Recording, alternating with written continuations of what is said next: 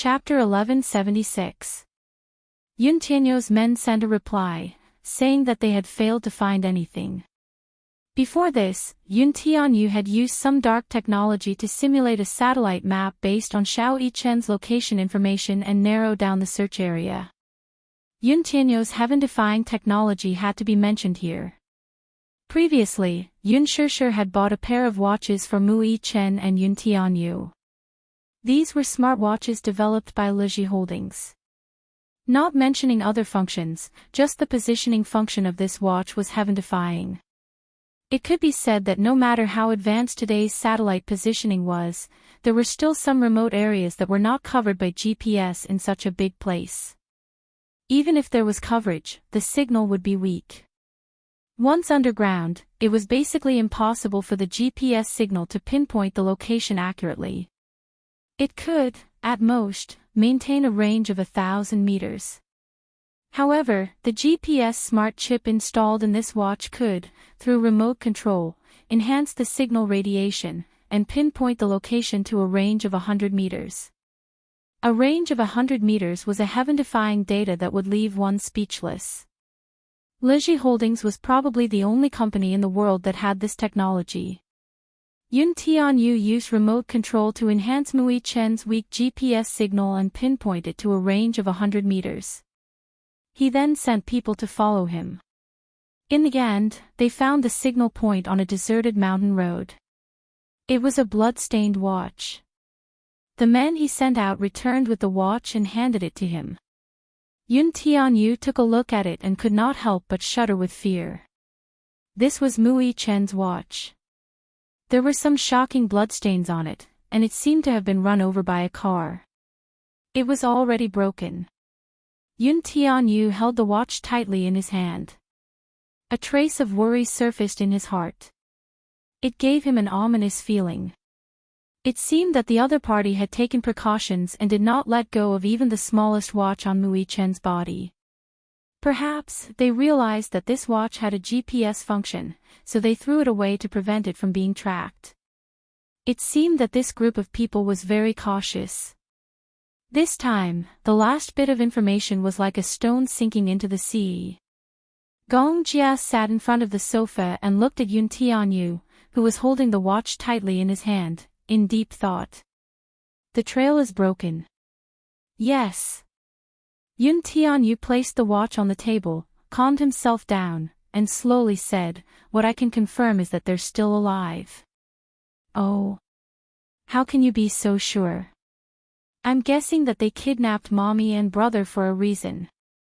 The mastermind behind the scenes had yet to surface, and there was no movement.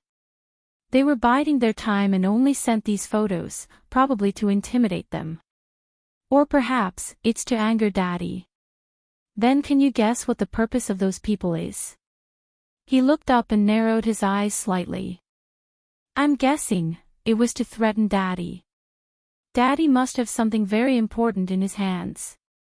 Yun Tianyu expressionlessly replied, "Right now, the only way to stabilize the situation is to stay calm." Gong Jia was secretly shocked. She was shocked by his calmness and calmness. It was obvious that when Yu saw the photo, he was furious and anxious. However, he quickly calmed himself down. Chapter 1177. Yun Tianyu pondered for a while before finally picking up his phone. He originally wanted to rely on his own ability to save his mother and brother. He was confident and even a little conceited. He thought that it was enough to rely on his own ability. However, after careful consideration, he finally decided to join forces with Mu Yaja. It was not because of anything else other than the fact that all the clues had been cut off, and he was now in deep trouble. Thus, he could only find a breakthrough through his daddy. He would not let go of any chance. He dialed Mu Yaja's number. The call was quickly connected. Yu. Mu Yaja was slightly surprised to receive Yu's call, but at the same time, his heart was slightly relieved. Yu being safe and sound was a blessing in disguise. "Daddy, where are you now?" "I'll go and find you. I'll send someone to pick you up." No need. Don't worry, I'll be fine, Yu reassured him. After putting down the phone, Gong Jia, who was behind him, suddenly narrowed his eyes. Yu, who is your daddy? Yu turned around and furrowed his brows in puzzlement. What's wrong? I just want to know more. Oh. Yun Tianyu raised a brow and did not hide anything from him. Mu Yaja. Gong Jia's expression changed slightly, and the corners of his lips curled up slightly. Who? Dishing Financial Group CEO, Mu Yaja. Just as Yu finished speaking, Gong Jia's expression turned even colder. It was so cold that it made one shudder. Yu glanced at his strange expression and asked suspiciously, "What's wrong? Do you know my daddy?" He. Gong Jia sneered, his gaze as cold as a knife. It was more than just knowing him. The Gongs and the Muse had an irreconcilable feud. Fire and water were incompatible. Is the head of the Mu family the one called Mu Xing? He asked out of the blue. Yu hummed in acknowledgement. Gong Jia lazily leaned against the sofa, his lips curling into a cold smile. Why? Is that old man still alive? He's not dead yet. He's really tough. Gong Jia suddenly snorted. Of course, it's good that he's still alive. What do you mean? Yu caught a glimpse of the old man's eyes. You seem to hate him. Of course. Up. He wanted to taste the feeling of living a life worse than death. Gong Jia was infuriated. If it wasn't for this old thing, how could he have caused his mother to die for no apparent reason? If not for him, his sister's whereabouts would not be unknown. Gong Jia hated Mu Xing to the core. He did not expect that old thing to still be alive after so many years. His life was really tough. Yu asked, "What's the matter? Tell me about it." Gong Jia glanced at him and said, "You don't need to know. This has nothing to do with you." How can it have nothing to do with me? This is a matter between the Gongs and the Muse, so it has something to do with me. Don't tell me you're trying to stop me. He asked coldly. Why should I stop you? Yu smiled disapprovingly. I have nothing to do with him. He hated Mu Xing, too. Chapter 1178. He was already so old, yet he had caused so much harm. This matter has nothing to do with you. Gong Jia paused for a moment before his brows furrowed. I just didn't expect you to be related to Mu Yaja. He's my daddy.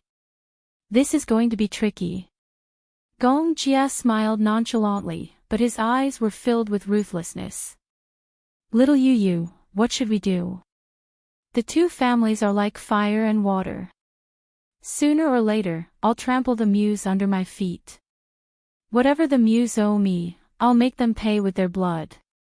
Gong Jia's voice was cold beyond compare. Closing his eyes, he could still recall the despairing scene of his youth. He watched helplessly as his mother died in a sea of fire. He watched helplessly as the fire spread. He tried his best to rush into the fire, but he was stopped dead in his tracks. If not for Mu Xing's men chasing after him, that accident would not have happened. His mother would not have left him. Even now, this matter was a thorn in his heart that could not be removed. This deep hatred was deeply rooted. It was a nightmare that could not be erased even after so many years. The coldness in Gong Jia's words made even Yu's heart tremble. I don't care what you do to the Muse. But I have to tell you where I stand. Yu paused and narrowed his eyes slightly. Mu Yaja is my daddy. I won't let you touch him. His tone was firm and brooked no argument. There was even a hint of threat in it. Gong Jia was slightly startled when he heard that. Yu crossed his arms and said expressionlessly, You can kill or torture that Mu Xing as you wish. It has nothing to do with me. But you can't touch Mu Yaja. His tone was equally domineering, as if he was declaring his stand to Gong Jia. Even when facing Mu Yaja, he was stubborn, unwilling to admit defeat, and even disdainful of him. However, when it came to his father's interests, he would definitely do his best to protect him without hesitation. Why? Gong Jia raised his eyebrows. Yu Yu smiled elegantly like an arrogant gentleman and said casually, no reason. No means no. Gong Jia suddenly stood up and walked in front of him. He squatted down in front of him and calmly looked into his beautiful eyes. One big and one small, the two stared at each other as if they were in a silent confrontation. Yu Yu looked at him with an elegant smile. Gong Jia smiled. Are you going to defend him to the end? Yes. Mu Yaja was his daddy. He was also the man his mother loved deeply. More importantly, they were his family. No matter what happened, he would always stand by his father's side. This position would never change because of anything. But what should we do? Gong Jia seemed a little annoyed. He raised his eyebrows indifferently. Even if it's for your sake, I can't do it. Yu Yu was slightly stunned, but his smile did not diminish. Gong Jia said coldly, Yu Yu, it's your business to defend your father. What I do is my business. We won't interfere with each other's business. Okay. I want to see what you're capable of to go against the Gong family for him. Gong Jia smiled, but his eyes were unusually cold. It's not just for him. Yu Yu said casually. It was for his mother. Okay, then let's wait and see. Gong Jia said, stood up, and walked away. Yu Yu watched his back as he left. His eyes narrowed. What kind of deep hatred did the Gong and Mu families have for each other? Chapter 1179. This matter was really tricky. This daddy of his was really a worrisome one. Dishing Financial Group CEO's office. Mu Yaja stood by the window and looked out with his deep eyes. It was already late at night, and the city was filled with neon lights. The ashtray on the table was filled with cigarette butts.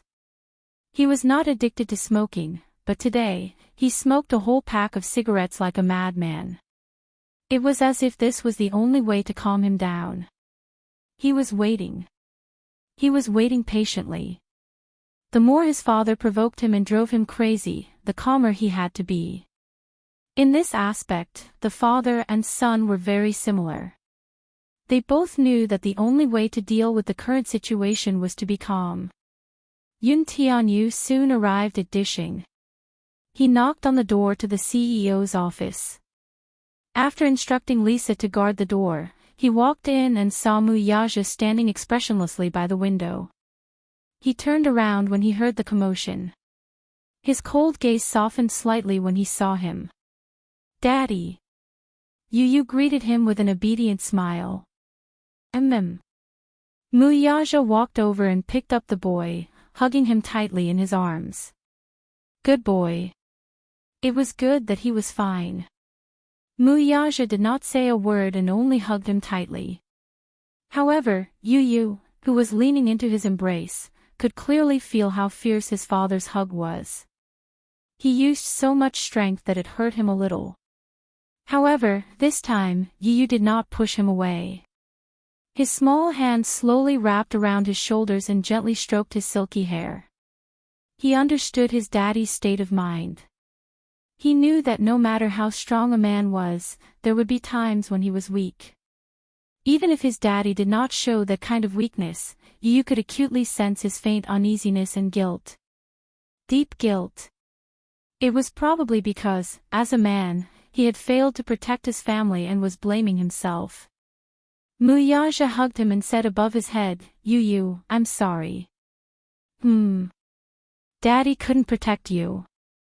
I'm sorry. He had always been a man as arrogant as an emperor. To him, the words, I'm sorry, were condescending and he would never say it out loud.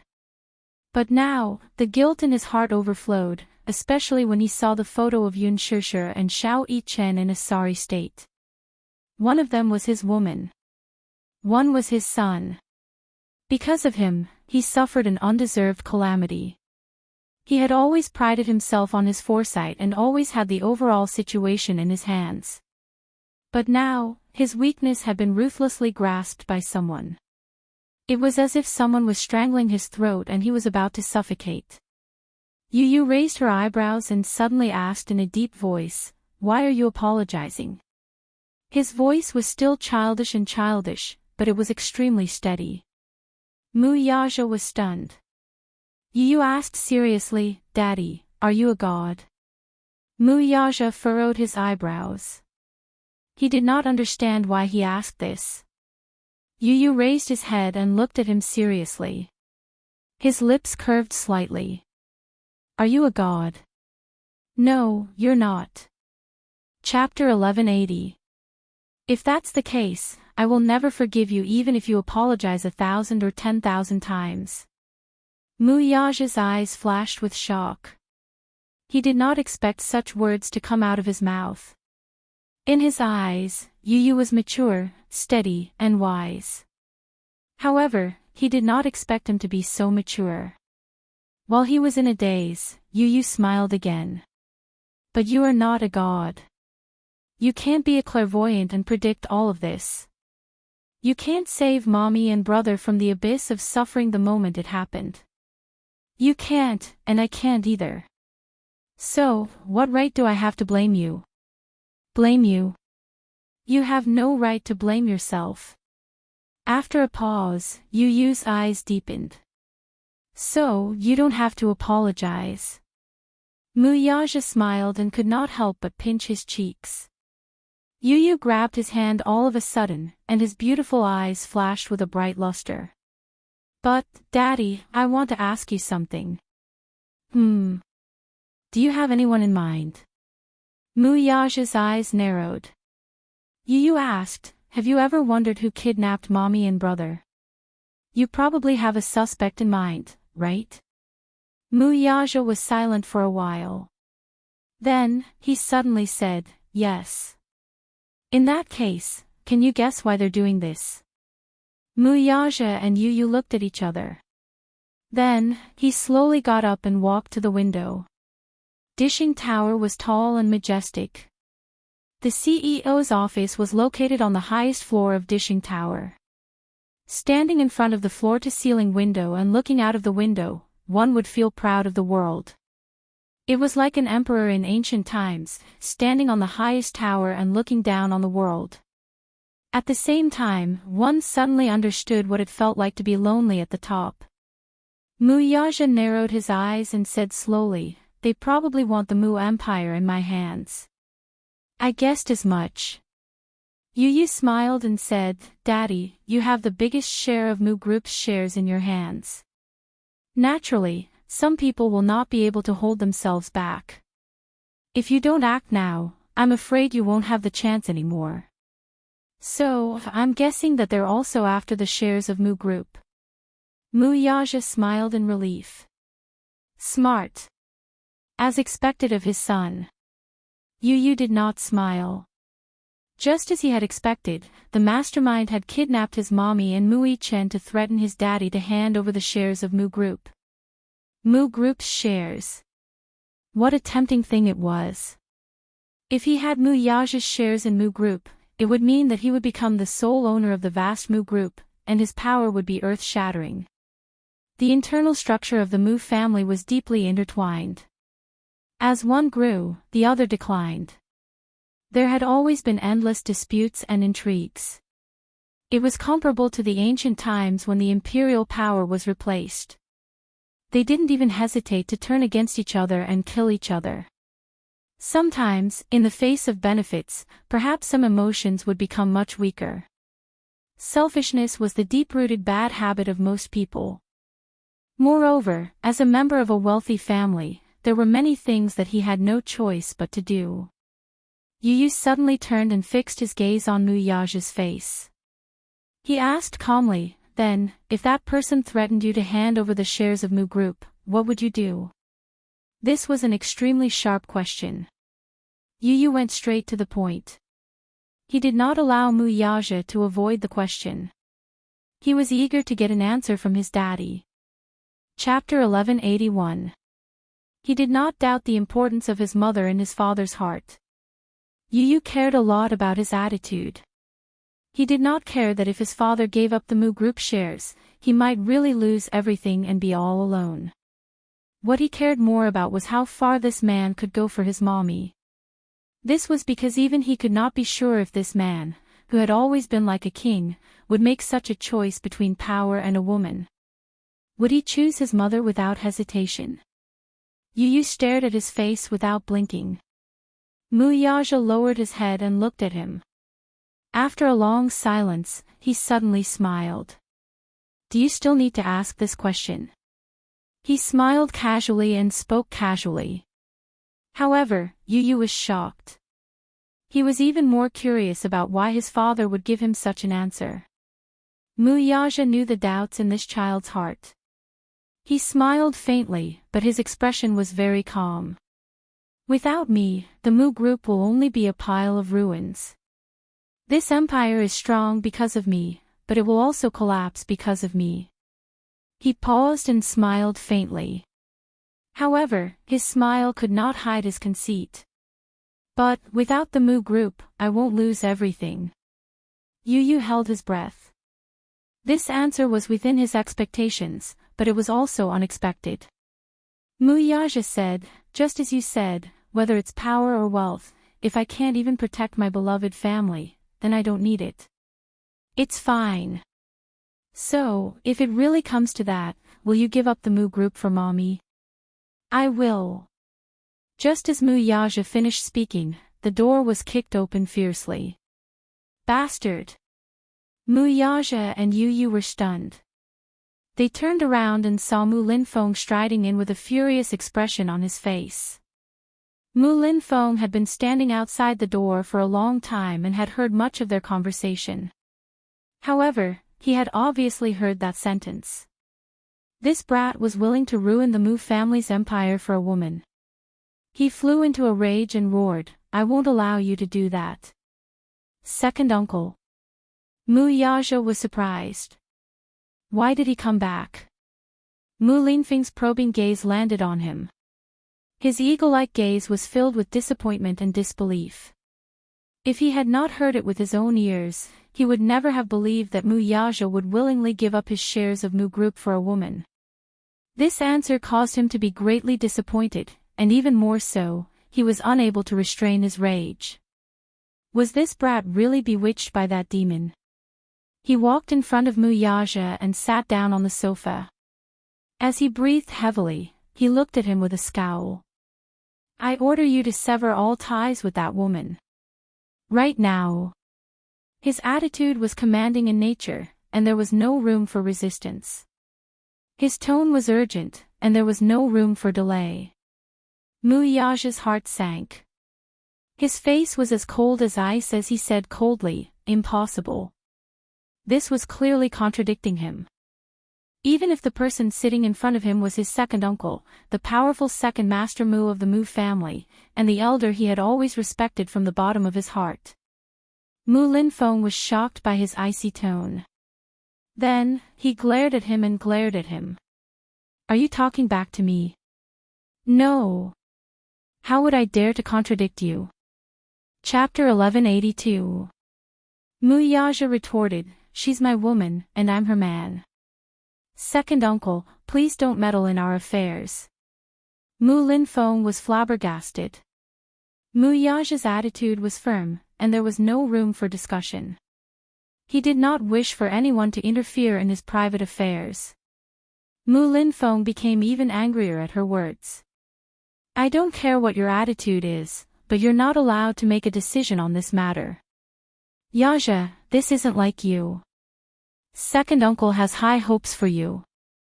You shouldn't ruin the Mu Group's future just because of some so-called grudge between a man and a woman. I think you're getting more and more muddle-headed. Where did the shrewd you go? What kind of magic does that woman have to make you so bewitched that you're even willing to give up the Mu Group's shares for her sake? Do you know what this means? It means that all our hard work over the years has gone down the drain and we've given it to someone else. I single-handedly made you the successor of the Mu family and handed over the Mu group to you. I didn't let you mess around like this. I think that woman is a femme fatale. I order you to sever all ties with her. Don't lose sight of the big picture for the small, you'll regret it sooner or later. As soon as he said that, a layer of frost appeared on his face. Just as he was about to speak, Mu Yaja pressed on his shoulder. He looked up and said expressionlessly, "Second uncle, don't worry. I know what I'm doing." "You know what you're doing?" Mu Linfeng was so angry that he laughed. "What do you mean by that? Do you mean that you're giving away all my hard work? Do you mean that you're willing to give up the Mu group for a woman with an unknown identity? I think you're trying to anger me to death." "I wouldn't dare."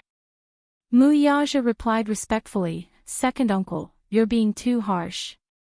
Mu Linfeng was furious. "Huh, you wouldn't dare. What's there to be afraid of? I think you have a lot of guts. Do you know what the consequences of your actions will be? The Mu family is the core of the country's economy, the heart. Every branch of the family is connected to the heart. Even if it's not me, the country's higher-ups won't just sit by and watch. I think you've been blinded. Where did your previous shrewdness and wisdom go? There are some relationships that are dangerous for you. You have to be decisive. Don't be indecisive. With me here, I won't allow you to mess around." Mu Yaja's face suddenly turned cold. Mu Linfeng caught his icy expression.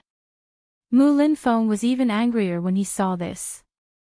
"Why are you giving me such a look? I don't mean anything else." Mu Yaja said coldly, "Second uncle, once upon a time, I thought the same as you. In my eyes, love and hatred were like child's play. In the past, he was indifferent to relationships. He didn't believe that there was such a thing as true love that could disregard power and wealth in this world. Does true love really exist? Women, to him, were dispensable. He was so cold that there was even a rumor that he had a hidden illness and couldn't do it. Ha! However, until Yunshishir appeared. She taught him what true love was. She also taught him how to love someone with his heart. Chapter 1183. When he was young, he was full of ambition. To him, life was perhaps only as simple as revenge and survival. He put all his weight into fighting for power and scheming against each other. No matter what orders Mu Linfeng gave him, he had always followed them step by step without any rebellious thoughts. Now, however, there was warmth and weight in his heart. There was also someone he cared about. Yunshishir was the woman he was willing to love with his life. For her, he was not afraid even if he had to give up his life. Why would he be afraid of losing everything? At this thought, Mu Yaja's lips curled up. But now, I don't think so anymore. Second uncle, she's my family, not some dirty woman you're talking about. Ha! Family. Don't tell me that this so-called family member of yours is more important than me. Mu Linfeng laughed, his expression furious. I don't care who she is. You must listen to my orders on this matter. Cut off all ties with her and don't have any contact with her anymore. If you ask me, she's the reincarnation of a vixen who has bewitched your heart. In ancient times, the extravagant King Zhou was also bewitched by a vixen possessed by Daji. He didn't even care about the imperial court. There was also King Yu of Zhou who teased his vassals with a fire beacon just for Bao Xi's sake. Since ancient times, this woman has been a dangerous thing. I'm not forbidding you from touching women, but I'm warning you not to be like those incapable emperors in ancient times and give up your country for a woman. You've always been shrewd and principled. What you've said today has really disappointed me. These words were a little too harsh. Mu Yaja pursed his lips tightly. His handsome face tensed up and a trace of anger appeared on his face. If the person sitting in front of him was not an elder who had promoted him single-handedly and whom he respected, he would have flipped the table in anger and told him to scram. Second uncle, I hope you know that Yun Shishir isn't that kind of woman. Mu Linfeng snorted and said stubbornly, I think she's that kind of woman. She's a femme fatale. She's a scourge and a ticking time bomb if she stays by your side. I've miscalculated. I should have gotten rid of her the day I found out about her. In fact, she did have the ability to harm people. You must know that in the past, you knew how to consider the big picture. You would never lose your sense of propriety because of a woman. Mu Linfeng's expression was dignified and his eyes were cold. Yu Yu was enraged when he heard that. If it wasn't for Mu Yaja, he would have slammed the table with this stubborn old man. How dare he say that his mommy is a femme fatale and the reincarnation of a demon? Since when did a person's beauty become a sin? Yu Yu was still angry, but he didn't say anything. Since Daddy had stopped him, he must have his reasons. He didn't say anything because he respected his daddy's decision. Mu Yaja's face turned even colder. He had to admit that whenever it involved Yun Shishir, he would always lose his sense of propriety. Because, in his heart, she was special. He suddenly said coldly, ability also means that you need to take responsibility. That's the responsibility and principle that a man should have. If I have to sacrifice the person I love just to consider the big picture, then I don't want this country. So be it. Yu Yu was stunned.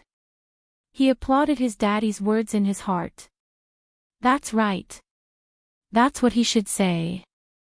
Chapter 1184. If he had to sacrifice his beloved for the sake of power and wealth, that was simply ridiculous. Mu Linfeng was completely enraged. He slammed the table and stood up. How dare you? Take back what you just said. No. Mu Linfeng was even more exasperated. He frowned and spat coldly. I think you've really lost your mind. Bastard, you're simply a bastard. Are you out of your mind? Second uncle is so disappointed in you. Mu Yaja looked up and met his gaze expressionlessly. Ha! I'm sorry to disappoint second uncle. However, I'm also very disappointed in you. Mu Linfeng's face turned pale with anger. His facial muscles twitched from excessive anger. The cold glint in his eyes was like a sharp sword that could not wait to pierce through him. Remember this. Now that things have come to this, the Mu group isn't just your blood and sweat. At the same time, it's my blood and sweat. Second uncle will never allow you to trample on my blood and sweat like this. With that, he turned around abruptly and slammed the door as he left. Bang! The sound was earth-shattering. The huge office seemed to be shaking. Mu Yaja slowly shut his eyes and sucked in a deep breath of cold air.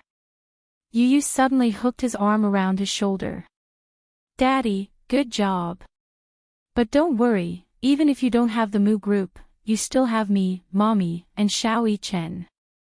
We're a family, and we'll go through thick and thin together. Mu Yaja scratched the bridge of his nose, but his expression was grave. That's not what I'm worried about. Then what is it? Have you ever thought that even if I hand over the Mu group, will that person really hand over the person? The smile on Yu Yu's face faded, and his eyes turned cold. That person. That means you already have a suspect. I think I know who he is. This person was probably the big fish that he had been waiting for all this time. The real culprit behind his mother's death. Ha! After so many years, they were still using such despicable methods. According to the news from the hospital, Grandpa was poisoned. If he hadn't been sent to the hospital in time, his life would have been in danger. And he was no stranger to this method. Back then, his mother had also been poisoned by someone and had been murdered. It was said that the poison in his grandfather's medicine was industrial sodium nitrite. It was a slow-acting poison. If a dose of 0.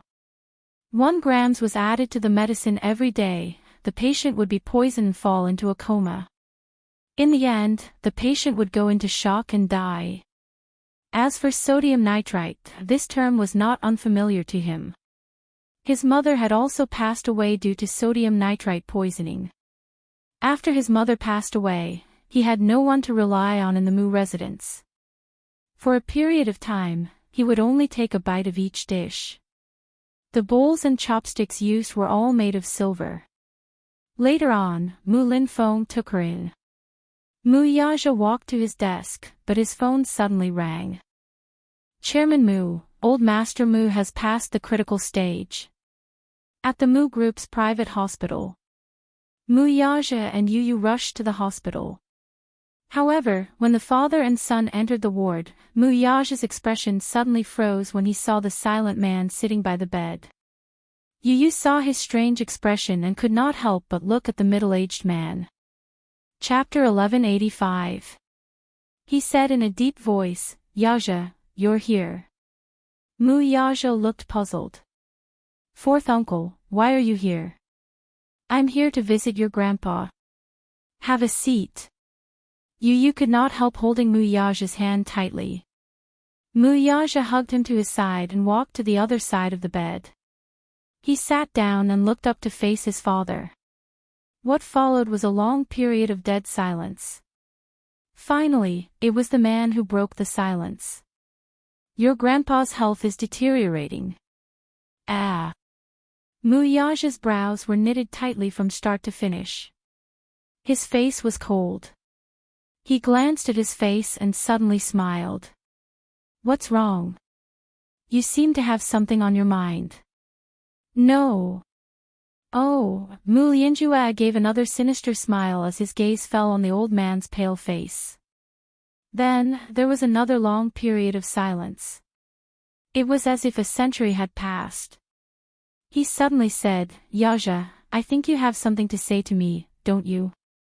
Upon hearing this, Yu Yu narrowed his eyes warily and raised his head to look at Mu Yaja, only to see the latter's deep gaze on him. It was as if a sharp sword was piercing through him. He composed himself and keenly noticed the slight change in Mu Yaja's expression. He abruptly turned his head and looked at the man with a sharp gaze. The atmosphere in the room was very delicate.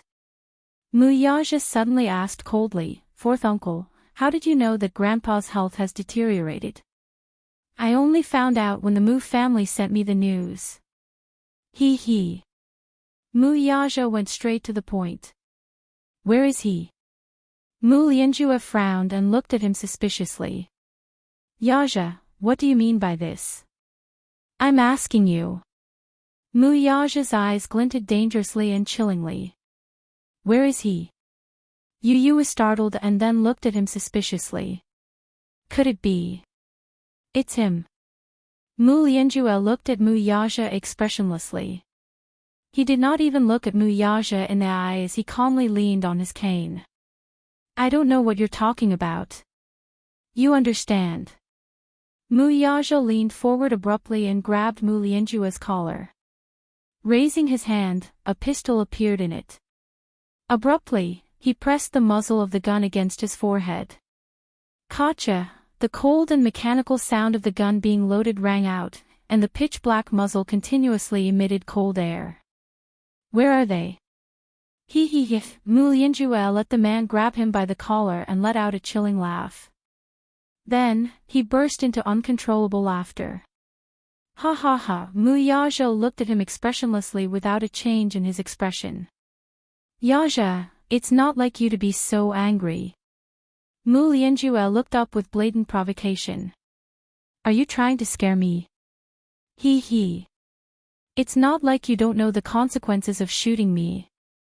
If I die, you'll have to collect my corpse, won't you?" Ha ha ha.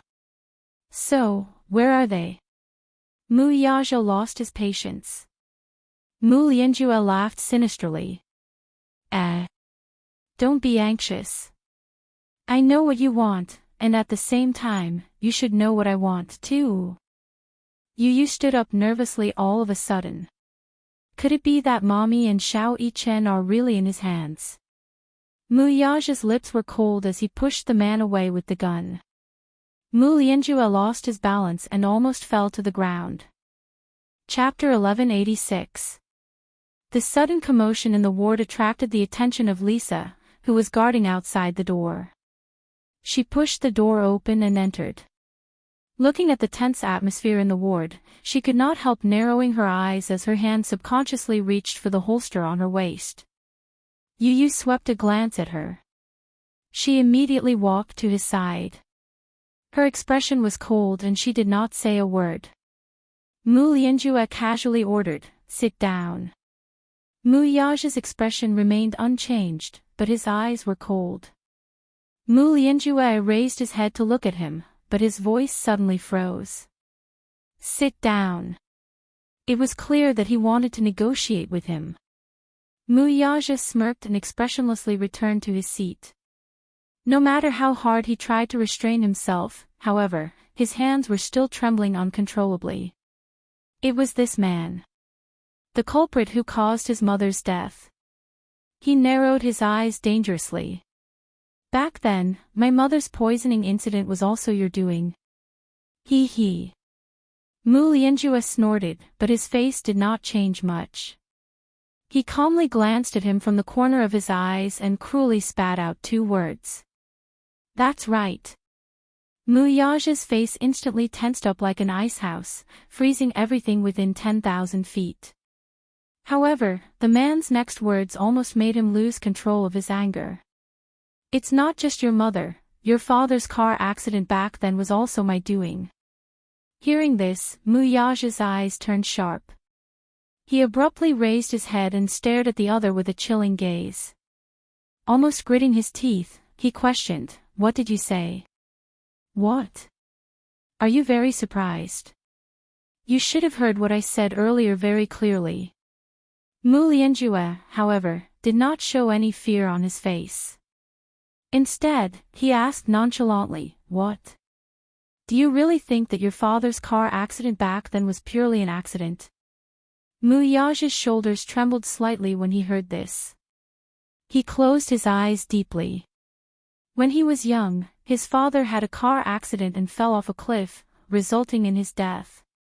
It was not that he did not suspect that this car accident was an accident or a conspiracy. However, there wasn't much evidence. According to the autopsy report, his father was suspected to have been poisoned. His pupils were extremely constricted, and respiratory paralysis was the main cause of his death. He suspected that it was a hallucination caused by excessive drug use, which then led to sudden shock, which led to sudden death. Therefore, the car accident was not the main cause of death. These reports were obtained from his investigations after he became an adult. At that time, he couldn't help but be suspicious. His father did not seem to have a history of taking drugs when he was alive. This car accident was indeed very suspicious and very strange. However, the report stated that it was only a suspicion, and there was not enough evidence to show that it was due to excessive drug use that led to shock. He didn't expect that his father's death was also his doing. Mu Lianjue. Mu Yaja was nearly paralyzed by anger. He subconsciously tightened his grip on the gun, raised his hand, and aimed at him. His fingers trembled as he pulled the trigger. His eyes were completely bloodshot. Despite being pointed at by the gun, Mu Lianjue's face remained calm. It was as if he was certain that the man would not shoot him dead. He. You don't have to bluff, I know you won't shoot. Mu Yaja clenched his fists so tightly that his knuckles cracked. His handsome face was ghastly pale. Chapter 1187. Mu Lianjue looked at the unconscious man on the bed with a vicious gaze. If it weren't for him, I wouldn't have to go through all this trouble to pass the Mu family's head position to Mu Liancheng. Shut up! Mu Yaja bellowed. Even the unconscious Mu Xing seemed to be shocked by his anger. His eyelashes twitched violently, but he still showed no signs of waking up. These aren't excuses. He. Excuses. What excuses? Mu Lianjue stood up angrily. His pair of eagle-like eyes glared at him as he pointed at Mu Xing with a sinister expression. Back then, he personally promised me that I'm the true heir of the Mu family. What happened in the end? What happened in the end? In the end, just because I'm a concubine's son, that old thing actually went back on his word and chose Mu Lianqing as his heir. Why? Is it because Mu Lianqing and Jiang Yishan have a marriage alliance and are relying on the Jiang family's power? Or is it because he's the son of the main wife and has a noble status while I, a concubine's son, deserve to be looked down upon? Mu Lianjue's face burned with fury as he spoke. His voice was thunderous as if it had exploded. In terms of ability and means, how am I inferior to Mu Lianqing? I'm clearly more outstanding than him and more qualified to be his heir. Just because I'm a concubine's son. All the hard work I've put in is being slandered by these two words so easily. On what basis? I want to ask you, on what basis? So, you murdered my father. Mu Yaja's emotions gradually calmed down. He quickly calmed down and looked at him coldly.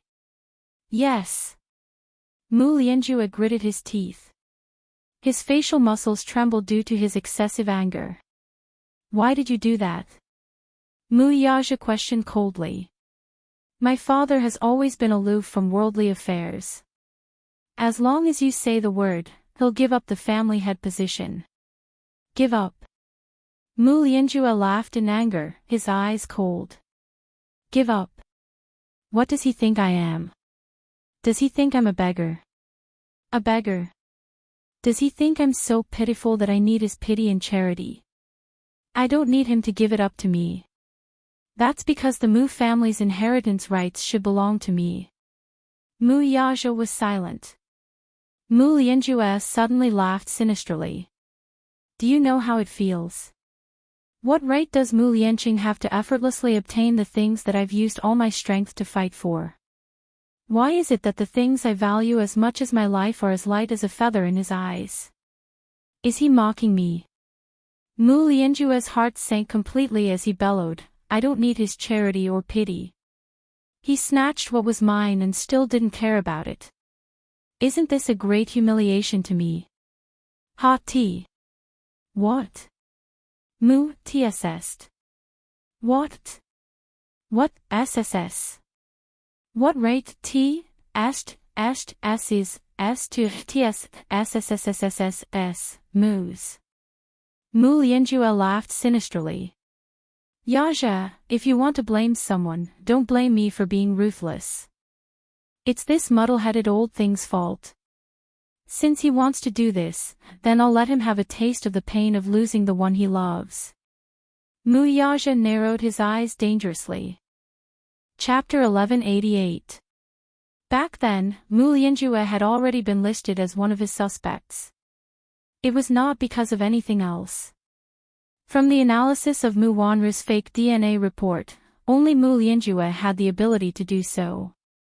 To be able to do it cleanly without leaving any traces behind.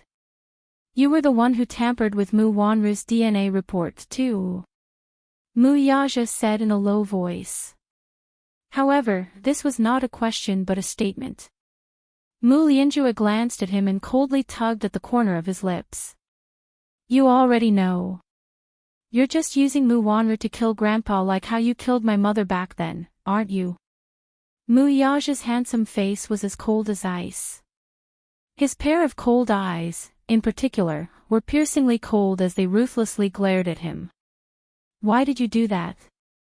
He. I want him to have a taste of what it feels like to have his loved ones destroyed one by one. It must be very painful. Mu Lianjue laughed sinisterly. Before this, the person Mu Xing valued the most was Mu Lianjue. The one he doted on the most was Mu Lianqing. His love went deep into his bones.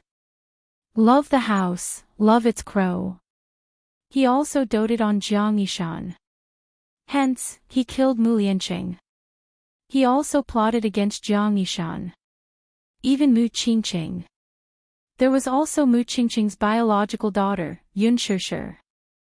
He wanted to ruthlessly destroy the most important things in Mu Xing's heart one by one before his eyes and let him have a taste of this unbearable pain. What was more painful than torturing a person was torturing a person's heart. Mental torture was what truly destroyed the heavens and earth. This old thing's life is really tough. Still, this isn't bad either. I'll let him see with his own eyes how the Mu Empire, which he values the most, will be destroyed in his hands. The position of the Mu family's head should belong to me. If he doesn't give it to me, then even if I have to resort to unscrupulous means, I'll snatch it back.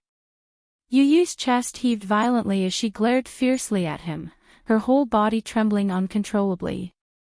Mu Lianjue paused for a moment to size up Mu Yaja's frosty eyes before sneering. He. Take a guess. If this old thing knew that he had always taken the thief as his daughter, and that Mu Wanru was not Mu Qingqing's biological daughter, he would have loved her dearly. However, Mu Qingqing's real flesh and blood had been destroyed by him. How painful must that have been? And when he learns that Yun Shishir is Mu Qingqing's real flesh and blood, how heartbroken will he be? On the bed, Mu Xing's turbid eyes widened. A deep voice sounded indifferently, "What is going on?" Mu Lianjue and Mu Yaja looked at the bed. Mu Xing struggled to prop himself up from the bed. His blurry eyes could not hide his anger. What do you mean by that? What happened to Lianqing? Were you the one who killed Ishan? Where was Qingqing? Could it be that Qingqing is also? As he spoke, his eyes turned bloodshot as he reached out to grab Mu Lianjue's arm. Mu Lianjue's eyes sharpened as he waved his hand to shake him off.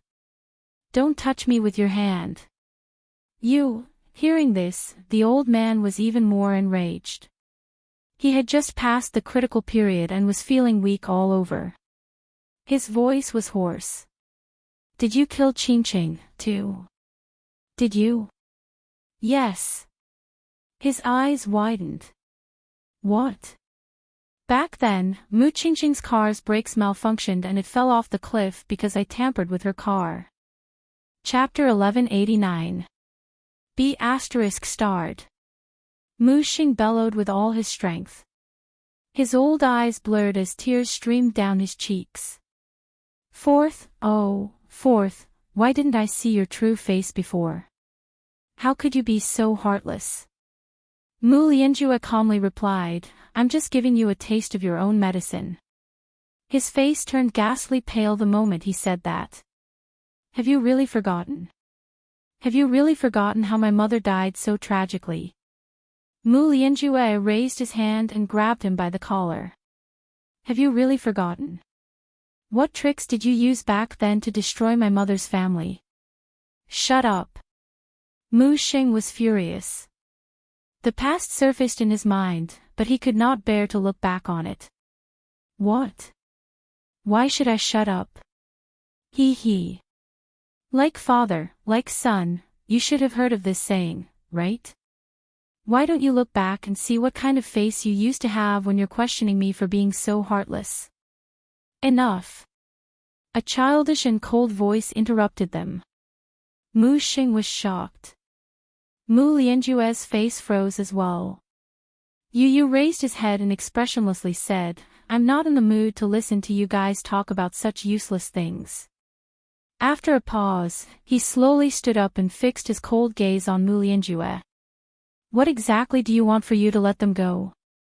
Don't beat around the bush, state your conditions. Mu Lianjue snorted. You have no right to interrupt when the adults are talking. Yi Chen, get out, ordered Mu Xing. Yu Yu cast him a sidelong glance and ignored him. Mu Xing was enraged. What? Are you not going to listen to your great-grandfather's words? Old man, you should be clear that the person standing in front of you is not Mu Yi Chen, Yu Yu said expressionlessly. Clearly, he had no patience for him. Mu Xing was stunned and then carefully sized him up. Yu Yu raised his arrogant chin slightly and stood beside Mu Yaja. Dressed in simple casual clothes, he exuded an elegant yet cold aura from head to toe. Mu Xing reacted quickly. This child was not Mu Yichen. It was another child. Yun Tianyu. Mu Yaja put his arm around the boy's shoulders and suddenly said to Mu Lianjue coldly, "Let's negotiate." Mu Lianjue raised his head to look at him. "You've held them hostage to threaten me. If that's the case, why don't you show your hand? You don't have to hide your ambitions. I don't have the patience to play games with you." Muz's SSSSS. Mu Lianjue's lips curled coldly. "I want the Mu Group's shares in your hands." He went straight to the point. Just as Mu Yaja had expected, the man was indeed eyeing the Mu Group shares in his hands. Hence, he did not show much surprise on his face. Hearing this, however, he was shocked by Mu Lianjue's ambition. "Impudent. B***ST**RD, what are you doing? It's none of your business." "Shut up." Mu Lianjue snorted angrily. Mu Xing was at a loss for words. His shoulders trembled uncontrollably as he was filled with anger. Yu frowned and could not help looking at Mu Yaja. He heard him say without hesitation, "Okay. Okay." Chapter 1190. Such a frank answer surprised the old man and made him even more suspicious. "Okay." He actually agreed so calmly without any hesitation. Was this woman that important to him? Or was there a trap in this? The cunning man could not help raising his guard. Cocking a brow, he clearly did not believe that Mu Yaja would hand over such an important thing to him so easily. "I'm warning you, don't you dare play any tricks with me. Do you think I'm as cunning as fourth uncle?" Mu Yaja sneered and mocked him mercilessly. Mu Lianjue laughed in anger. "I'm warning you, if you dare to play any tricks, you can just wait to collect your corpse in the next second." He was not afraid. In this operation, he was already prepared to perish together with the enemy.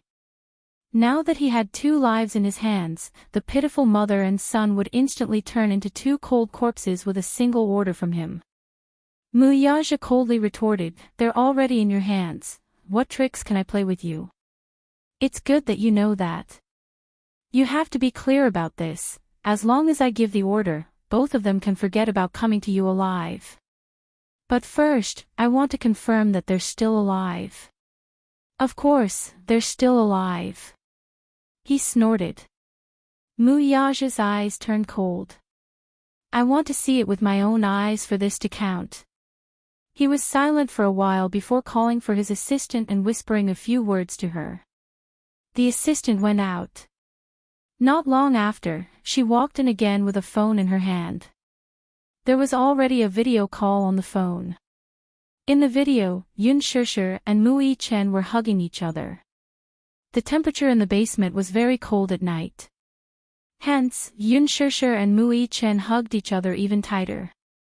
Both of them were injured to varying degrees. Mu Yaja glanced at the video and saw a man with a scar on his face walking over and reaching out to pat Yun Shishir's face. Yun Shishir woke up with a start. The camera panned in. Yun Shishir's forced calmness and calmness stung Yu Yu's heart. It also stung Mu Yaja's eyes. "Say something to the camera," ordered the scarred man. Yun Shishir bit her lip tightly and did not speak. "Say something." Yun Shishir still did not speak and even avoided the camera. Yu Yu's heart ached as if it was being stabbed. The video was not a comparison film, and every frame was fresh. Hence, when Yu Yu saw his mother covered in injuries, he felt suffocated and his breathing became a little irregular. Yun Shishir's injuries seemed to be more serious than his brother's. On top of that, she had been trapped for a day and a night, and hadn't had enough food and water. Her complexion was extremely unsightly, especially her lips, which were dry and cracked like the cracked earth after a long drought. "Did you see it clearly?" Mu Lianjue snorted and got someone to take down the video. Mu Yaja looked up, the coldness in his eyes turning colder. "She's seriously injured." "Yes.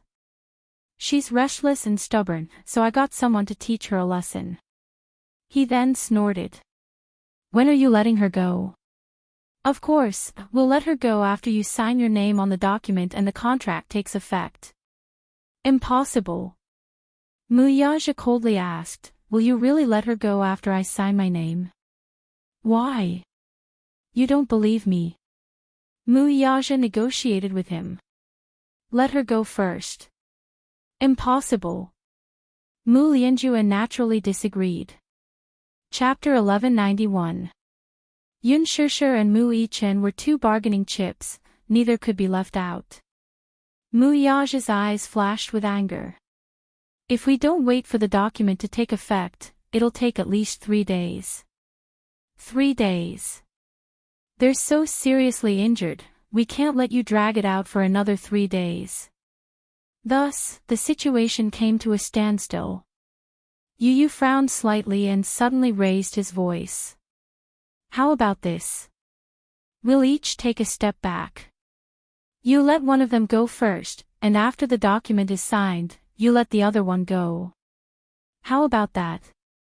Mu Lianjue cocked a brow and sized him up with interest.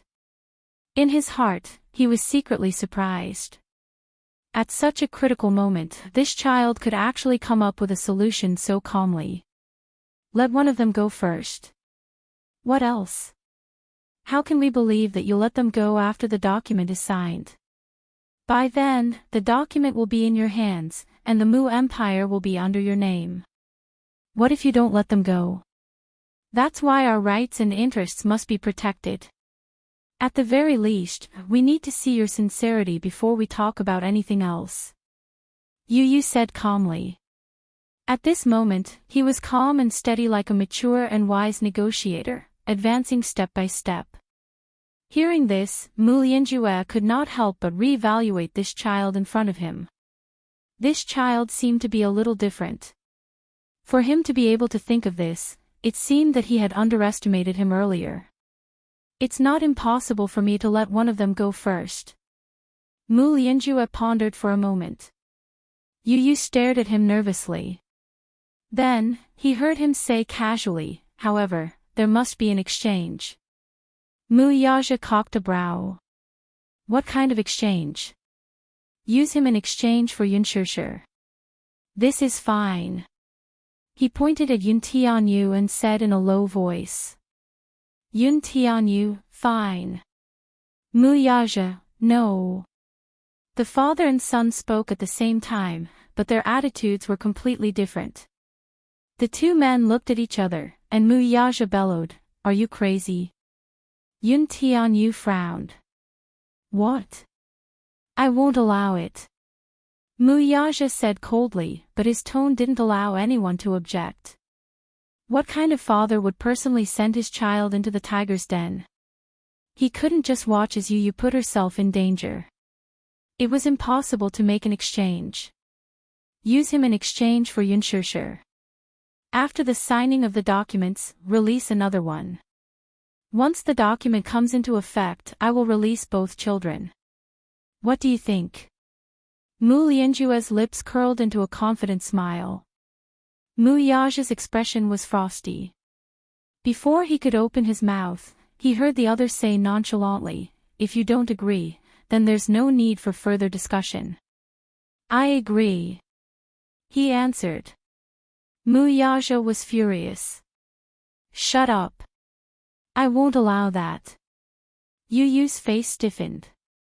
She could see the anger on his face. Mu Lianjue merely smiled. I'm very busy and have something on, so I'll take my leave first. Let me know your answer when you have the results. With that, he slowly stood up. The ward door opened, and he slowly left, surrounded by a group of bodyguards in suits. Mu Yaja stood up abruptly and walked to the window. Even though he tried to restrain himself, he still could not suppress his anger and punched the window. Slash, a sound was heard. A few snowflake-like cracks immediately appeared on the window. Mu Xing leaned against the bed, his hawk-like eyes sharp. What exactly happened? Tell me. Muyaja turned around abruptly. His slightly messy black hair covered his pair of sharp eyes. Chapter 1192. Just focus on recuperating. You don't have to worry about anything else. With that, he turned around, carried Yu Yu in his arms, and left. Mu Xing lay limp on the bed as if he had lost all his strength. His face was sickly pale and lifeless. In the car, Yu Yu turned his head to look at the passing scenery outside the window. Suddenly, his childish voice said in a low voice, "Daddy, if you want to talk about the hostage exchange, then shut up. Don't mention it." Yu Yu, however, said, "Mommy is seriously injured. I can't watch her continue to suffer. I want to ensure her safety first, so it's not a bad idea to exchange the hostage with Mu Lianjue." At a red light at a crossroad, Muyaja stepped on the brakes, and the car came to a steady stop. He turned around and stared at him. "Yu Yu, don't overestimate yourself. I admit that you're smart, but no matter how smart you are, you're still a weak child. I can't lose your mommy, and similarly, I can't lose you and Mui Chen. Yes, I understand. You're worried that my life will be in danger. Mommy's injuries are so serious, though. Can you really watch? No. Don't say any more." Muyaja clenched his fists tightly. "I can't lose anyone. Me, too." Yu Yu frowned, feeling a little agitated. "Daddy, I'm the same as you, I can't lose anyone. You, Mommy, Xiaoyi Chen, and I can't lose anyone." After a pause, he suddenly closed his eyes and gently placed his small hand on Muyaja's. It was as if he was silently giving him strength. "Daddy, trust me, I know what I'm doing." Muyaja turned his gaze to him, but it was unfathomable. "How can I trust you?" "Trust that you won't be in danger." The heartache in his eyes was so real and hot. Looking at him, Yuntinyo's heart was deeply warmed by his gaze. He understood that his daddy was worried about him and felt sorry for him. But now, apart from this, we are all helpless in the current situation, aren't we? However, this is not a reason for you to take the risk. Yun Tianyu smiled all of a sudden, his lips curling into a slight arc. "Daddy, please believe me this once. I promise you that not only will I not be in danger, but I will also bring Xiao Yichen back safe and sound. Our family will be reunited, okay?" As he spoke, he leaned over slightly and whispered a few words into his ear, telling him his original plan in full. When Muyaja heard this, his face changed, and his brows furrowed in suspicion. "Daddy, trust me. I won't let you down," Yu Yu said seriously. Muyaja held his breath for a moment and then closed his eyes deeply. Then, he suddenly opened them and said in a deep voice, "Okay. However, you must ensure your own safety." "Yes. It's a deal." Dawn. Footsteps could be heard in the dark and damp basement. Yun Shishir opened her eyes in a daze. In her blurry vision, she saw a few well-trained soldiers standing in front of the cell. They were armed to the teeth with guns in their hands. "What are you doing?" Yun Shishir was frightened, but she pretended to be calm on the outside. She could not help hugging Mui Chen tighter. Under her tight embrace, Mui Chen inevitably felt some shortness of breath and woke up. When he opened his eyes and saw the scene before him, he could not help but be secretly alarmed and alert. Chapter 1193. Yun Shishir, come with us. One of the men said as he opened the door to the cell. The moment the door opened, everyone raised the guns in their hands and aimed them at Mui Chen. They loaded their guns and prepared for battle. Yun Shishir was shocked. She leaned forward to block Mui Chen and said fearfully, "You. What are you going to do to him? As long as you obey our orders obediently, we won't do anything to him." "What do you want me to do?" The man's cold and mechanical voice sounded again. "Come with us." Stop talking nonsense and obey us obediently. Yun Shishir's body trembled slightly. Then, she stood up slowly and looked at them warily. Hurry up, move faster.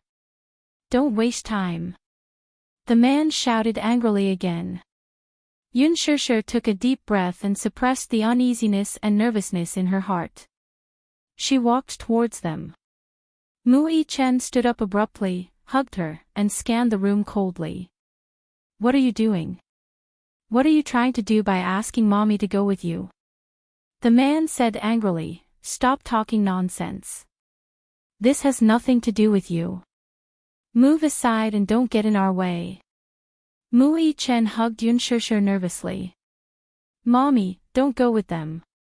No matter what, I want to be with you and protect you. Don't worry. Your mommy will be fine. Don't worry. No. Mu Yi-chen did not believe them. He hugged Yun Shishir even harder. My mommy will not go with you. Kid, don't refuse a toast only to be forced to drink a forfeit. Let go. I won't let go. Mu Yi-chen was not afraid of their threats. He said to Yun Shishir, Mommy, don't be afraid. I'll be by your side. The man was furious. He rushed into the cell and raised his gun to smash him. Mu Yi-chen was about to retaliate when Yun Shishir stopped him. She screamed, don't touch him. Stop. The man stopped moving. Yun Shishir turned around and gently caressed Mu Yi-chen's face. She smiled and said, Xiao Yi-chen, don't worry, okay? Mommy will be fine. You stay here and wait for mommy to come back, okay? Mommy. I'm scared, don't leave me. They won't do anything to me. If they want my life, they have plenty of chances. So, mommy will come back in one piece. Be good and wait for mommy here, okay? Mu Yi-chen was stunned for a moment before he nodded blankly. The cell door was locked again. Mu Yi-chen watched as Yun Shishir was taken away, and worry appeared on his face. When she left the underground warehouse, she was blindfolded and her mouth was sealed. She could not make a sound. His hands were cuffed and he couldn't move. Go. The person behind her pushed her, and she stumbled forward a few steps before she was carried into the car. She didn't know how long they had been driving. She counted in her heart for a long time. After about half an hour, the car stopped. Then, there was a long period of silence. There was no movement in the car, and it made her heart palpitate. Her breathing gradually quickened. The car door suddenly opened. Get out. She immediately became nervous. What are you doing? What are you doing? The man scolded, shut up and stop talking nonsense. Get out of the car. Yun Shishir was pushed out of the car. The man behind her continued to push her from time to time. However, she couldn't see the road clearly and tripped on a rock, almost falling. Chapter 1194. Having been trapped in a confined space for a long time, it was dark, damp, and dark. Her eyes had not been exposed to sunlight for a long time, so she was not used to it. She opened her eyes and took some time to adjust before her vision became clear again. However, the scene in front of her surprised her. Looking around, she saw that she was standing on a high slope. Being on high ground, she could see far away. Not far away, a row of military vehicles was parked. However, what attracted her attention was Mu Yaja, who was standing tall among the crowd. Beside him was Yun Tianyu. You. Yun Shishir was shocked. She subconsciously wanted to call out to him, but her mouth was sealed, so she could not make a sound. Hence, she leaned forward and ran toward them subconsciously. Behind her, a fully armed man walked forward and grabbed her. Don't move, he said sternly. Stand still. The next second, the cold muzzle of a gun was pressed against her temple. Yun Shishir was stunned and did not dare to move. Her eyes were filled with tears as she looked at Mu Yaja and Yu Yu. Mu Yaja looked at her and gave her a resolute look, as if he was comforting her silently. Yu Yu saw Yun Shishir, who was standing on the high slope. She was surrounded by a group of fully armed soldiers. Her eyes were brimming with tears, and she looked lonely and helpless. "Mommy, don't be afraid," Yu Yu said this in his heart and then looked at Mu Yaja. The father and son silently exchanged glances. "Let's begin. Exchange hostages." Under the escort of Mu Yaja's men, Yu Yu walked forward. The latter's men came forward and checked him from head to toe. Soon, their eyes locked on the watch on Yu Yu's wrist. "What is this?" "This is just a watch." Yu Yu pretended to be calm. "Take it off." Yu Yu was stunned and did not react immediately. That person became even more suspicious and sternly said, "Take it off, do you hear me?" Yu Yu remained motionless. Without another word, the man stepped forward and violently tore off his watch, throwing it far away. "Uncle, I'm still a child, please be gentle." "You're scaring me," Yu Yu said weakly. Behind him, Mu Yaja was startled. "He's just a child. What do you mean by making things difficult for him?" Mu Yaja's voice was extremely cold. His gaze was dangerous, but it was a silent deterrent. With him around, the man's movements became gentler. Then, a group of people surrounded him and checked him from head to toe. Then, they took away all his mobile phones, communication devices, and even a button. He sneered inwardly. This group of people was quite professional. Not even a single button was spared. He had indeed installed a GPS chip in the button, but this group of people did not leave a single button untouched. "Uncle, will you only be satisfied after taking off all my clothes?" Yu Yu asked softly and blinked innocently. That person snorted and ignored him. He then took out a pair of handcuffs and handcuffed his hands. Following that, he covered his eyes and pushed him. Yun Tianyu obediently followed them. At the same time, Yun Shishir was pushed over by the people on the other side. The two groups of people approached each other. Chapter 1195. Yun Tianyu obediently followed them. At the same time, Yun Shishir was being pushed over by those people. The two groups of people approached each other. Yun Shishir was startled to see Yun Tianyu being held hostage as they walked over. She was a little surprised, and a trace of panic flashed across her eyes. She stared unblinkingly at Yun Tianyu. Seeing that he was being pushed in their direction, she became increasingly nervous. What were they trying to do? Why were those people handcuffing Yu Yu and blindfolding him? Yun Shishir had an ominous feeling in her heart. She widened her eyes and struggled to run toward him, but she was stopped and pulled back to her original position. What were they doing? She wanted to cry out in alarm, but in the end, she could only utter a few scattered words when the words reached her mouth. Woo woo, woo woo. Yun Shishir tried her best to speak, but her mouth was sealed, so she could not utter a complete and coherent sentence. The man beside her pushed her shoulder and bellowed, "Stay still and don't move. Walk forward." Woo woo. Yun Shishir refused to comply. She did not know what they were trying to do. Why were they handcuffing Yu Yu? Why were they blindfolding him? Could it be, were they exchanging hostages? This thought flashed across Yun Shishir's mind. She suddenly stopped in her tracks and refused to move. However, the people behind her pushed her hard, and she stubbornly refused to move. She could not exchange hostages. Absolutely not. She could not let Yu Yu be exchanged with her. Yu Yu was still so young and weak. How could he withstand such hellish torture? Who was the one who requested this? Was it Mu Yaja?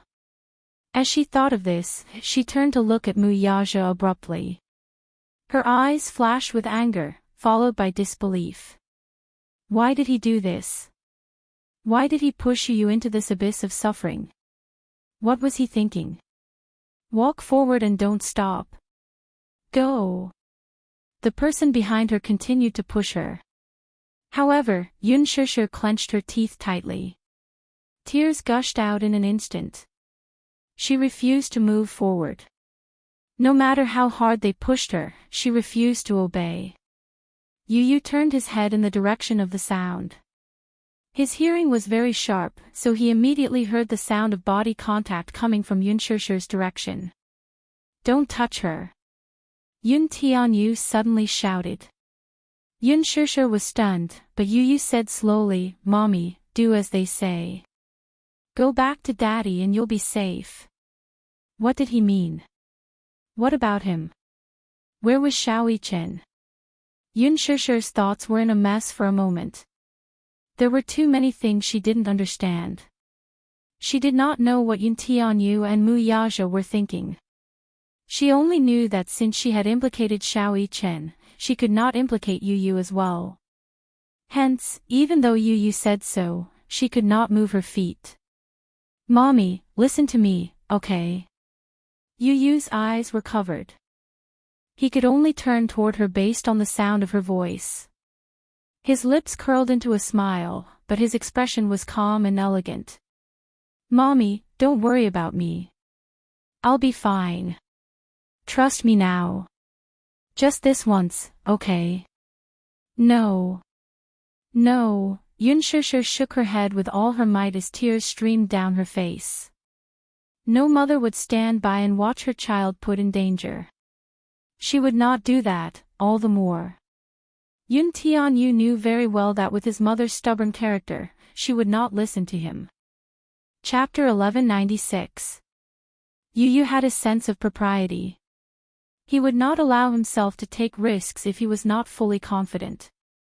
However, Yun Shushu did not know much about him. Her impression of him was that he was obedient, sensible, and innocent. She did not know if he had such capabilities. Hence, she would not watch him take risks. Hence, he said, hold on. I want to talk to my mommy. No. The man beside him rejected his request expressionlessly. Why not? Yu Yu pretended to be aggrieved and frightened. I can't even say a few words. Are you afraid that we'll play some tricks? That person did not speak. Yu Yu sneered. A weak woman and a 7-year-old child. Moreover, you have so many men. How can we not be careful when we're right under your noses? That person was silent for a moment. He turned around and discussed with the leader. Then, he turned around and agreed. You have 1 minute. Okay. That person brought Yu Yu to Yun Shushu. Yun Shushu rushed to his side and squatted down. She raised her hands, wanting to hug him, but she could not do so because her hands were handcuffed. Hence, she could only hold his hands tightly. Woo woo, mommy, mommy, Yu Yu raised his handcuffed hands and caressed her blood-stained face.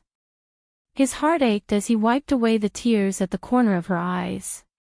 His fingertips brushed across her cheeks and carefully wiped away the bloodstains. Does it hurt? The heartache in his eyes could not be hidden. Yu Yu's eyes were a little wet.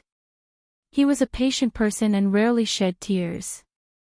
However, when he saw the shocking injuries on Yun Shushu's body, he could not stop his tears from welling up. D****. Why did she have so many injuries? Yun Tianyu's heart was in excruciating pain, as if it was being pierced by needles. When Yun Shushu heard this, she shook her head as though she wanted to tell him that she wasn't in pain, not at all. Yun Tianyu did not know whether to laugh or cry. He smiled helplessly. How could it not hurt? Mommy is a liar. She must be in a lot of pain with so many injuries. Pausing for a moment, a chilling glint flashed across his eyes. Hatred as sharp as a knife flashed across his eyes. No matter who it was. He would definitely make his mommy pay for the injuries on her body 1,000 times over. His mommy, whom he had always taken good care of, was now in such a sorry state. Yu could not wait to hack Mu Lianjue into 1,000 pieces. Even death by 1,000 cuts would not be enough to appease his hatred. Yu held her face with her small hands and gently kissed away the tears at the corner of her eyes. Then, she affectionately kissed her forehead. A charming and elegant smile suddenly appeared on her face. "Mommy, trust me, wait for me. I'll bring Xiao Yichen home safely. Recuperate well and wait for us to come back." Yun Shishir suddenly panicked. She desperately shook her head and held Yu's hand tightly, refusing to let go no matter what. She wished that time would stop at this moment. Don't separate. Don't separate from him. Time's up. The two were forced to separate. Yun Shishir struggled with all her might. The man beside her frowned, stepped forward, raised his arm, and gave her a hard chop on the back of her neck. Ugh! Yun Shishir's vision turned black. She only felt the world spinning before she lost consciousness and her body went limp. Chapter 1197. Just as Mu Yaja reached out, Yun Shishir fell limply into his arms. Her body was as light as a feather. She was frighteningly thin. Moreover, she was covered in blood and bruises. The hideous bloodstains stung his eyes at once. He pulled her into his arms and hugged her tightly. In his heart, he felt as if he had regained what he had lost. He almost thought that he was going to lose her. Now that she was in his arms, her petite body was not enough to occupy his entire heart, yet it felt so real. Mu Yaja hugged her tightly with heartache. When he looked up, he saw that Yun Tianyu had already been pushed into the car. The car door was closed, and he seemed to be cut off from the world. His brows furrowed slightly as he ordered, "Let's go back." "Yes, boss." Minyu opened the car door, and Mu Yaja carried Yun Shishir into the car. The car sped off. The two cars drove in opposite directions and gradually drifted away. In an underground warehouse. The shutter door slowly opened. Mu Yichen stood up abruptly and looked nervously at the door. However, Yun Shishir was not there. Instead, there was a figure that surprised him. Yu. Go in. That person pushed him hard. Yun Tianyu staggered into the warehouse. The moment he stepped in, he could feel the cold and gloomy air in the warehouse. The door closed and the blindfold was removed from his eyes. The musty smell and the faint smell of blood assaulted his nostrils. He could not help frowning in disgust. After adjusting to the dim environment, he looked around and his gaze landed on Mu Yichen in the cell. "Brother," just as he called out softly, the man behind him kicked him in the back. Yu was caught off guard and lost his balance, causing him to fall to the ground. Mu Yichen bellowed angrily, "What are you doing? Don't touch him." B****, shut up. That person shouted and coldly glanced at Yu. He said indifferently, "Stand up. Don't be so rough with a child. Are you a man?" Yu snorted and stood up. That person raised his eyebrows. Although this child was young, he actually had a way with words, just like a little adult. He smiled contemptuously and was about to push him when Yu said coldly, "Don't touch me. Brat, you better know your place. I can walk by myself." Yu glared at him coldly and interrupted him. Then, she locked herself up without any resistance. She was surprisingly obedient. Mu Yichen grabbed onto the bars and saw Yu step into the cell. Mu Yichen anxiously walked towards him, but his legs were chained up. No matter how hard he tried, he couldn't get close to him. Yu shushed him and gave him a look. With the tacit understanding between brothers, Mu Yichen understood the meaning in his eyes and obediently kept his mouth shut. Soon, Yu's legs and hands were shackled. He and Mu Yichen were separated from each other. They then retreated, leaving only a few soldiers to keep watch. In Mu Lianjue's eyes, 2 7-year-old children were much easier to control than an adult. Children were innocent and timid. They would be much more obedient after a little scare. That was what he thought. The sky soon turned dark. After a long period of concentration, the few soldiers who stayed behind to keep watch gradually felt sleepy. Chapter 1198. Even though they were well-trained soldiers, they were still made of flesh and blood after all. They were not machines made of steel. Hence, they would feel tired. In addition, watching over the 2 children was an extremely boring task in their eyes. How big of a commotion could the children cause? Hence, they let down their guard a little and walked to the door in 2s and 3s. Each of them had a cigarette and started chatting. Yu Yu and Mu Yichen looked at each other. Mu Yichen had rested his eyes last night and his condition had improved. During the day, the scar-faced man had fed him a bowl of porridge. Hence, he had regained some of his strength. He had been training in the special training camp since he was young. Hence, his physical strength was amazing. Especially his recovery speed, it was jaw-dropping. Although he was seriously injured, most of them were external injuries. There were no injuries to his tendons or bones. At most, it was just some physical pain. He did not care about it at all. Yu Yu sized him up. Seeing that he was injured all over, he frowned with pity. "Brother, does it hurt?" Mu Yichen was stunned. This was not the first time Yu Yu had called him a brother. However, this time, it was different from before. There was a rare tenderness and pity in Yu Yu's eyes. He did not even try to hide the heartache in his eyes. Mu Yichen felt a warmth in his heart. His thin lips curled up, but he did not mind. "It doesn't hurt. It's just a small injury." Yu Yu's gaze changed, but he doubted his words. "Small injury? I've suffered more serious injuries in the past. Don't worry about me." Mu Yichen comforted him gently. Yu Yu felt a stab in his heart. He didn't know if he was putting on an act to comfort him and not make him worry, or if these injuries were really just minor injuries to him. However, these injuries were not on his body. He could not sympathize with them. He just could not bear to see him in tattered clothes. He felt an inexplicable sense of guilt in his heart.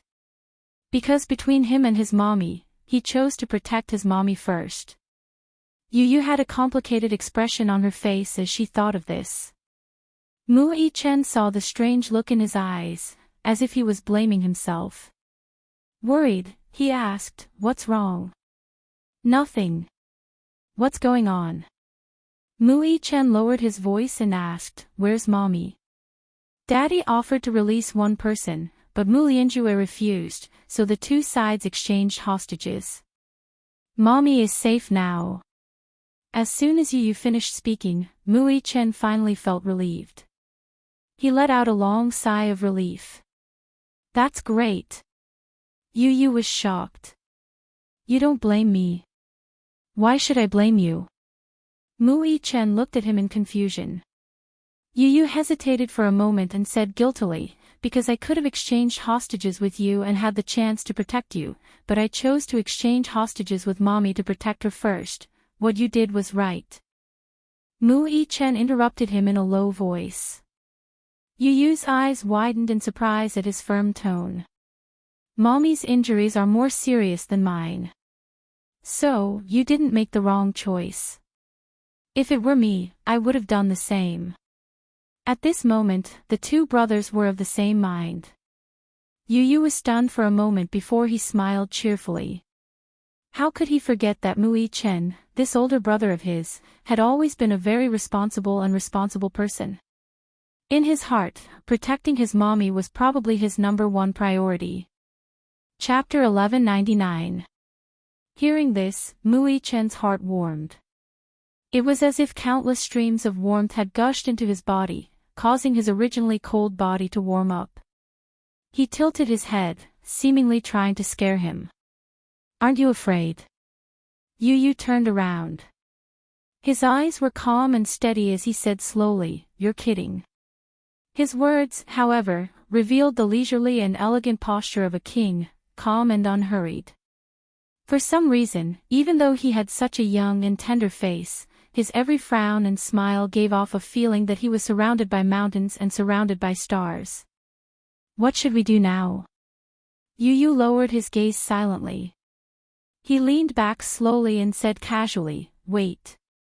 In the hospital. Yunshishir woke up with a start from a nightmare and sat up abruptly on the hospital bed, only to see a snow-white world. The unique smell of disinfectant in the hospital was pungent. The windows were slightly open, and the curtains were fluttering. The night breeze blew in through the window, and she shivered unconsciously. She felt a chill and shivered slightly. Before she could move, a coat was draped over her shoulders. Above her head, she heard Muyaja's voice. She turned her head abruptly, only to see Muyaja sitting on the edge of the bed. His gentle gaze fell on her as he adjusted her clothes with heartache. "Be careful not to catch a cold." As soon as he said that, Yunshishir grabbed his slender fingers tightly. Her bloodshot eyes stared at him fiercely. "Where's Yu? Where is he?" Muyaja looked at her calmly but did not answer. Yunshishir gripped his hand even harder. Her grip was so strong that it almost hurt him. "Answer me. Tell me. Where's Yu? Where is he?" Muyaja held her shoulders and helped her lie down. "You're seriously injured. Don't talk too much. Lie down and rest." Yunshishir abruptly flung his hand away, and a trace of icy coldness appeared on her face. "Why do you always avoid answering my questions? Let me ask you, where is Yu?" She asked word by word. Every word was practically squeezed out from the roots of her teeth. Her pair of eyes became even more unreasonably red. Muyaja frowned but remained silent. "Why aren't you talking?" Yunshishir paused for a moment. Her throat moved, and her voice was hoarse and trembling. "Don't tell me you really let him exchange with me and become a hostage." Muyaja replied indifferently. "Why? Why are you doing this?" Yunshishir screamed, "Muyaja, how can you be so cruel?" He was still a child, only 7 years old. How could you bear to let him be a hostage? Do you know how dangerous this is? She was agitated and anxious. Her pale face had green veins popping out. Her skin was so pale that even the blood capillaries could be seen clearly. She was extremely haggard. Muyaja looked at her deeply. Suddenly, he said in a deep voice, "I know. You know. If you know, why did you still do this? Are you crazy? Are you crazy?" She questioned him crazily at the top of her lungs. His sullen face made her even angrier. She grabbed a pillow from the side and threw it at him. "How can you be like this? I hate you, I hate you." Her movements were so intense that the wound on her waist that had just been stitched up split open, and dark red blood seeped out of it. Her body was injured to varying degrees. Chapter 1200. Among them, there was a deep wound on her waist that required 5 stitches. There was a wound on her ankle that required 4 stitches. There were bruises all over her body and her shoulder was dislocated. But now, she seemed to have gone crazy, as if she couldn't feel the pain in her body at all. Muyaja suddenly stopped her. "Don't move. Your wound has just been stitched up. Get lost. Don't touch me." She cut him off with a roar and pushed him away violently. She almost used all her strength. Muyaja lost his balance after being pushed by her and fell onto the wall. "How can you be so cruel as to take Yu as a hostage? You're so cruel. If you want to take her as a hostage, why don't you go? Why don't you go?" "Muyaja, how can you be so cruel? Why did I meet you? You bring me more danger, more harm, more nightmares. Why? She blurted out the question unconsciously. Even Yun Shishir was taken aback when she yelled this out. It seemed that those words were a little too much. Mu Yaja's face was still as calm as before. After a long silence, he helplessly tugged at his lips and looked down tiredly. Yun Shishir also realized how hurtful her words were. But once the words were said, it was like spilled water that couldn't be taken back. She suddenly fell silent, lowered her head, and clutched the bedsheets tightly. Her tears dripped onto the white bedsheets, leaving faint traces. Self-reproach, guilt, worry, heartache, all of them came to her mind. She was overwhelmed with a myriad of emotions, like a tidal wave that wanted to engulf her. She didn't mean to hurt him with those words. But she couldn't understand, she really couldn't understand why he had to sacrifice the 2 children to protect her. The nurse had just entered the ward with 2 packets of medicine when she saw the blood seeping out of the bandage on her waist. She frowned. What happened? Why did the wound split open? She hurried forward, wanting to change her bandage. Just as she touched her, Yun Shishir avoided her and didn't let her touch her. The nurse frowned. It was a little tricky. However, he heard Mu Yaja say, "Get out." Chairman Mu. The nurse looked shocked and explained, "The patient's wound has split open. I'll change it for her, get out." He said coldly again. She naturally did not dare to object to his orders. She hurriedly put down the medicine in her hand and left. Mu Yaja sat back down on the bed and reached out to touch the gauze around her waist.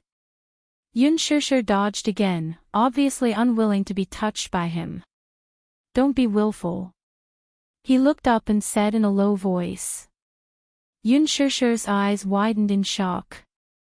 Just as she was about to speak, she heard him say in a deep voice, "If possible, even if I have to exchange my life for it, I will never let him take the risk." As soon as he finished speaking, Yun Shishir's eyes trembled, and her heart instantly collapsed. Mu Yaja looked up, his lips stiff and cold. He didn't agree to it at first.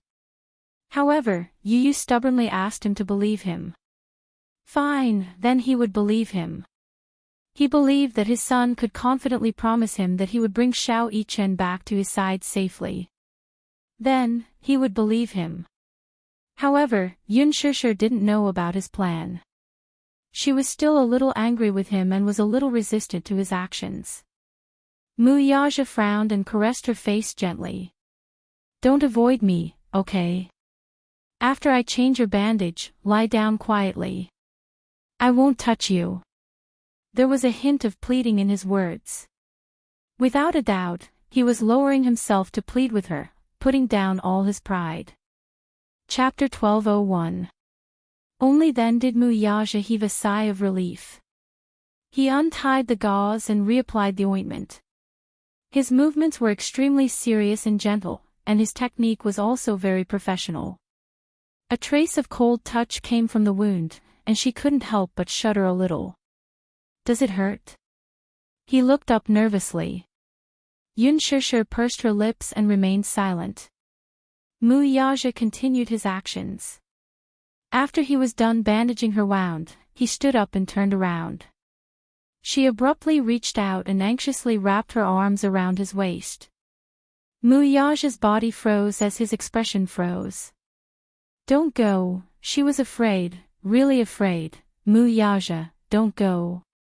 I didn't mean to hurt you." She choked on her sobs and her voice broke.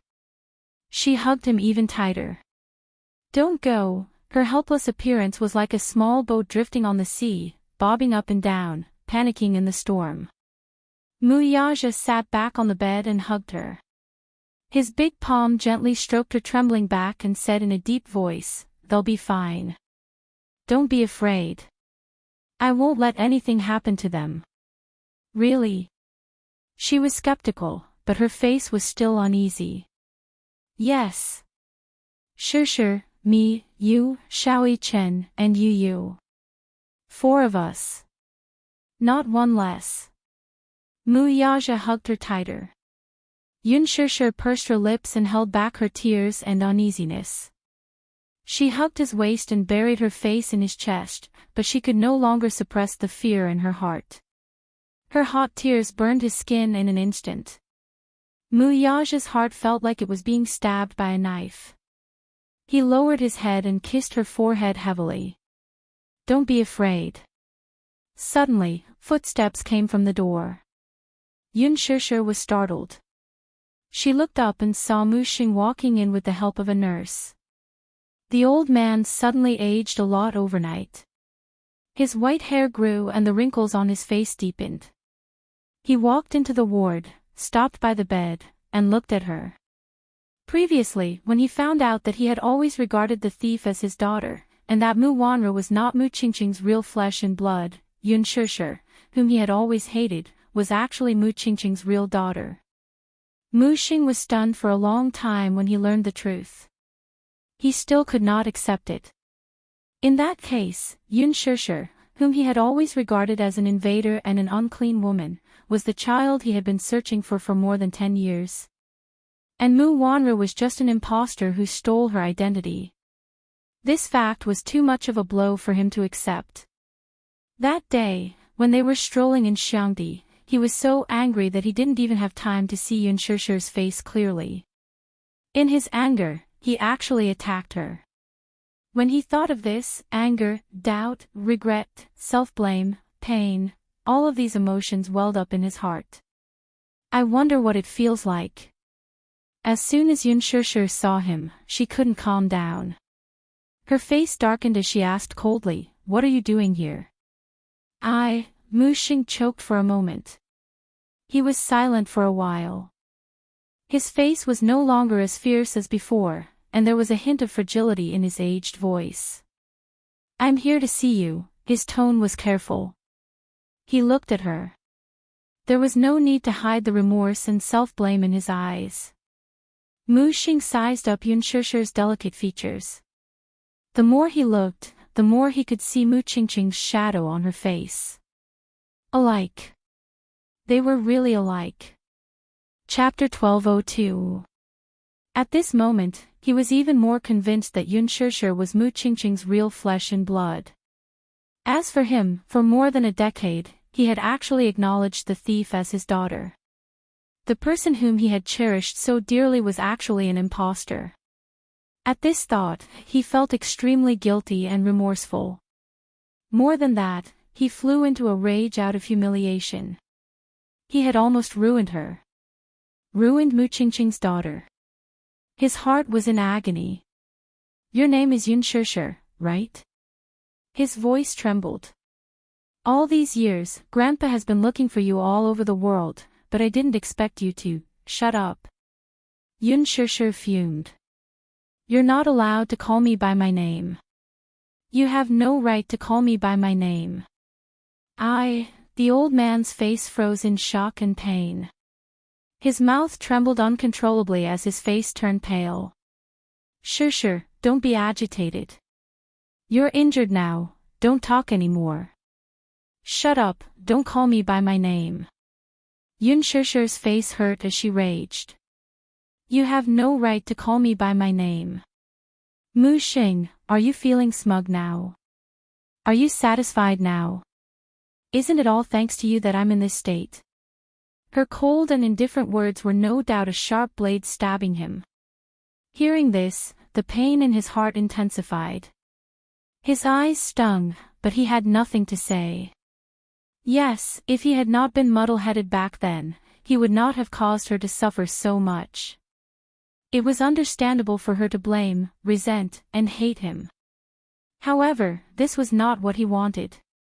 He did not expect that he would end up in this state because of a moment of foolishness. He hurriedly consoled her. Okay. Grandpa won't call you by your name. Let's talk about this after you've recovered, okay?" Yun Shishir's face turned cold as she squeezed out a few words through gritted teeth. "You're not my grandpa." The old man was stunned as if he had been struck by lightning. Yun Shishir added, Mu Xing, do you know? When my mother talks about you, she only says that you're a cruel executioner who destroyed her life. You're not my grandpa, and I won't acknowledge you. Give up. Mu Xing's blow was even more severe. He staggered a few steps backward, his heart aching terribly. He trembled as he clutched his chest, his eyes revealing the pain of being hurt. Sure, listen to Grandpa's explanation, okay? Grandpa was wrong, Grandpa was really wrong. From now on, Grandpa will make it up to you and make up for the sins that Grandpa committed. Don't be angry with Grandpa, and don't say such cruel words, okay? The old master was an old man. When he was young, he was resolute and decisive. He was an iron-blooded man who stood at a high position. But now, he was humbly lowering himself to beg for her forgiveness. After knowing the truth, he was tormented by self-blame and guilt. Yun Shishir's heartless words were undoubtedly rubbing salt on his wound, making it even harder for him to bear. Yun Shishir sneered, What? Don't you think it's too late to realize your mistake now? If it weren't for you, my mother wouldn't have left me. My brother won't leave me either. You're the one who harmed me and ruined my family. You're a murderer, a cruel executioner. Get lost, I don't want to see you. Get lost. She chased him away. Mu Xing's body froze on the spot, unwilling to leave. He had yet to take a good look at her. She was injured. He heard that she was covered in blood when she was brought back. Chapter 1203. His heart ached when he heard that and he wanted to see how badly she was hurt. Now, she was like a hedgehog with all her quills standing up, refusing to let him get close to her. His lips trembled as he choked on his sobs. Yun Shishir's words were heartless and cold. She did not give him any face or a way out of this embarrassing situation. Still, he stubbornly refused to leave. He looked at her with bloodshot eyes. She said, You're not my grandpa, and I won't acknowledge you. Give up. She continued, You're the one who ruined my family. You're a murderer, a cruel executioner. Get lost, I don't want to see you. She kept saying that she did not want to see him and wanted to chase him away. Even though his face was being trampled on, he thickened his old face and refused to leave. He wanted to take advantage of his limited time to see her more. When he heard that she was seriously injured, he was so worried that he did not care that he could not stand for long periods of time. He rushed to her ward to take a good look at her. However, before he could say anything, she said that she did not want to see him. His heart ached as if it was being stabbed by a knife. However, in this situation, he could not blame her or anyone else. He was the one who was muddle-headed and did something stupid. He was too self-righteous, and in the end, he overreached himself and made things so out of hand. It was reasonable that she did not want to see him. Sure, Grandpa. When he sensed Yun Shishir's piercing gaze on him, he immediately changed his words to prevent her from losing control of her emotions. I really didn't expect things to turn out like this. If I'd known, I really wouldn't have made such a mistake. I'm old and muddle-headed. I've let you and your mother down. I'm not asking you to forgive me, but don't chase me away. Let me see you more, okay? Let me take a few more looks at you. As he spoke, his emotions were on the verge of breaking down. His voice was so hoarse that it sounded as if it was mixed with gravel. He choked on his sobs. I'm afraid. I don't have much time left. My body is getting weaker and weaker. Every day I live is a day less. I can't take it lying down if I don't take a good look at you. You can scold me, you can do whatever you want, but don't chase me away. I'll stand far away and not make any noise. I'll just watch you like this. That's fine too. After a series of sincere pleas, this superior who had been able to call the wind and summon the rain all his life put down all his arrogance in front of her. His dim eyes looked at her emotionally, as if countless tears would burst out from his eyes in the next second. Yun Shishir, however, remained expressionless from the beginning to the end. She didn't look at him, as if she didn't hear his pleas. She was not in the mood to listen to anything he had to say. Her heart was filled with the safety of the two little fellows. How could she care about anything else? Scram! I don't want to see you. I don't want to see you for the rest of my life. Yun Shishir's voice was cold again, but she didn't leave any room for negotiation as she ordered him to leave. Mu Xing's heart skipped a beat when he heard this. He opened his mouth, wanting to say something, but when he caught a glimpse of her cold expression, he stopped abruptly. Afraid of angering her, he let out a long sigh helplessly. He was on the verge of tears. Really, he felt a little helpless. He didn't know how to make up for the mistakes he had made, and he didn't know how to bridge the gap between them. He was old and muddle-headed. Chapter 1204. At this moment, the person standing in front of him was no longer the domineering Mu family's head, Mu Xing. He was just a pitiful old man. He was not heartless enough to make things difficult for a pitiful old man. Hence, he said, "Grandpa, return to the ward first. Shishir is in a bad mood. Let's put this matter aside for now." Okay. Okay. Aja, you keep her company. Mu Xing lamented in his heart. He looked at her longingly before he left with the help of others. After leaving the ward, he stood outside the door. Tears of regret overflowed from his eyes. He raised his old hand and slowly wiped them away. "Master Mu, let's return to the ward, okay?" The nurse, who was watching from the side, patiently persuaded him. Mu Xing's body trembled uncontrollably. When love became a sin, it was no longer a form of sustenance but a burden. It was a dead end, and there was no way to salvage it. Even if it was an unintentional mistake, sometimes, no mistake could be forgiven. The dispute of 3 generations, could it be that in his lifetime, he would not be able to draw an end to it? Yes, it was his fault, and he was willing to bear it. But he had to give him a chance. In the ward, Yun Shishir clutched the blanket tightly. No matter how hard she tried to restrain herself, one could vaguely see from her trembling fingertips that she could not calm down. Looking at Mu Xing, she was reminded of those nightmarish memories. Scenes flashed before her eyes like a merry-go-round. Every frame of the video was shocking to the eye. She hated how strong her memory was. Those frightening scenes had not dissipated even after more than a decade. They remained in the deepest part of her memory, as if deeply engraved by a soldering iron, and could not be erased. That year, when she was 9, she tasted despair for the first time. She could have had an ordinary life, with a mother who loved her and a cute little brother.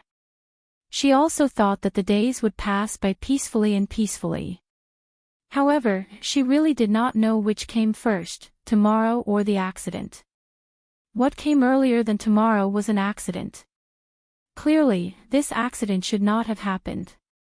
If not for that accident, she should be very happy now, right? She knew that she shouldn't be so stubborn on this issue.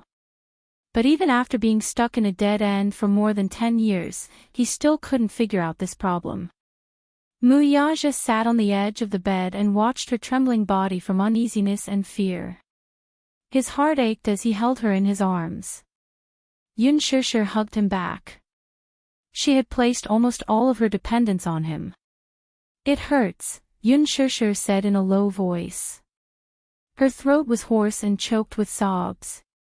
Mu Yaja tensed up and asked with a frown, "Where does it hurt?" He thought that one of her wounds was hurting again. However, he did not expect that she would lead his hand to her heart. "This place," Mu Yaja was stunned. "I feel a little suffocated. Given time, the injuries on his body would heal." However, there were some things from the past that clearly did not leave any wounds, but it was like a thorn in his heart. Every time he breathed, he would feel a faint pain. She could not forgive him. It wasn't that she was cold-hearted. Chapter 1205. She hated him. Every low point in her life had something to do with him. Therefore, she could not force herself to forgive a sinner. Gong Jia had a physically and mentally exhausting dream. In his dream, he could vaguely see the scenery outside the window flashing by. It was so fast that he wondered if he was sitting in a car or on a rocket. It was so fast that his heart was in a mess. Every sharp turn on the mountain road, the friction between the tires and the ground was accompanied by smoke rising in spirals. He grabbed his seat belt in fear and turned around. Through the rear window of the car, he could see rows after rows of black cars chasing after them relentlessly. Young and ignorant, he had no idea what was going on. He only knew that the car was going very fast, so fast that his heart felt like it was going to jump out of his chest. "Mommy, I'm scared," he shouted nervously. Mu Qingqing gripped the steering wheel nervously and stared straight ahead. In this tense moment, she could not care less about comforting the two frightened children. "Don't be scared. Big sister is here. Big sister will protect you." In the front passenger seat, a girl who looked similar to him turned around and looked at him gently. Even though she was also scared, she still pretended to be calm and comforted him. "Big sister, I'm scared. Are we going to die? Don't say such things. We'll be fine. Don't be scared." He swallowed with difficulty and said in a weak and helpless voice, "Mommy, I'm scared. Slow down. Slow down. Slow down." As soon as he finished speaking, he stared blankly at the cliff in front of the car, which was surrounded by a fence. He covered his eyes in fear. Then, he heard the screeching sound of brakes. "The brakes are not working."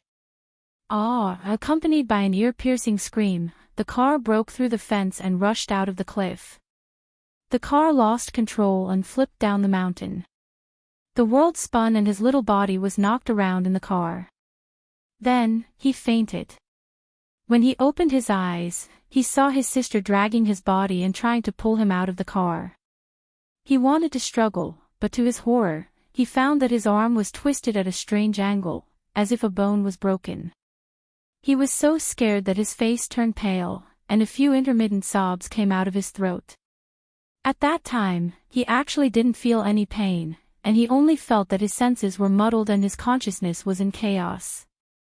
In her blurred vision, she could only see her sister's strenuous expression. Then, he saw a strange movement from the corner of his eye. He saw Mu Qingqing in the driver's seat, her face covered in blood. "Mommy," just as he reached out his hand. In the next second, there was a boom, the car burst into flames, and a heat wave swept over them like an avalanche. The flames soared to the sky. The whole car was ablaze. The huge fire instantly engulfed Mu Qingqing's figure. His eyes were bloodshot as he stared at the scene in front of him in disbelief. "Mommy," in the hotel, Gong Jia suddenly woke up from his dream and sat up. His handsome face was pale with lingering fear. The moment he opened his eyes, he realized that it was a dream. It was that nightmare again. It had been repeated countless times over the past decade. Every time, the scene of his mother being devoured by the scourge from more than 10 years ago repeated itself. "Young Master Gong, did you have another nightmare?" Chapter 1206. The girl was dressed in a tight-fitting camouflage uniform with a bulletproof vest draped over it. Nevertheless, her curvaceous figure was still on full display. The trident on the belt at the back of her waist shone with a subtle luster, while the desert eagle, which gave off a cold gleam, was quietly buckled on the far left, ready to be used at any time. Her two slender legs were tightly wrapped in an ocean camouflage scarf. She wore a pair of suave combat boots with a sharp defensive saber strapped to the inner side of the boots. Her black iron wrist guard was delicately engraved with the image of a vermilion bird bathed in flames. The night breeze blew in through the slightly open windows. The girl's short and elegant blonde hair fluttered in the wind, wantonly invading her ice-cold and beautiful face. Under her handsome brows was a pair of seductive peach blossom eyes. This girl was none other than one of Mercenary Paradise's top leaders, Vermilion Bird. At the same time, she was also Gong Jia's personal subordinate. Gong Jia did not respond but only frowned slightly. Vermilion Bird served him a cup of tea with a meticulous expression. Gong Jia sipped a few mouthfuls of tea and slowly calmed himself down. He raised his head to glance at her. Vermilion Bird stood beside him with a cold expression and did not utter a word. Gong Jia asked lightly, "Vermilion Bird?" "Yes." "Where's the little lad?" "That rascal called Yun Tianyu."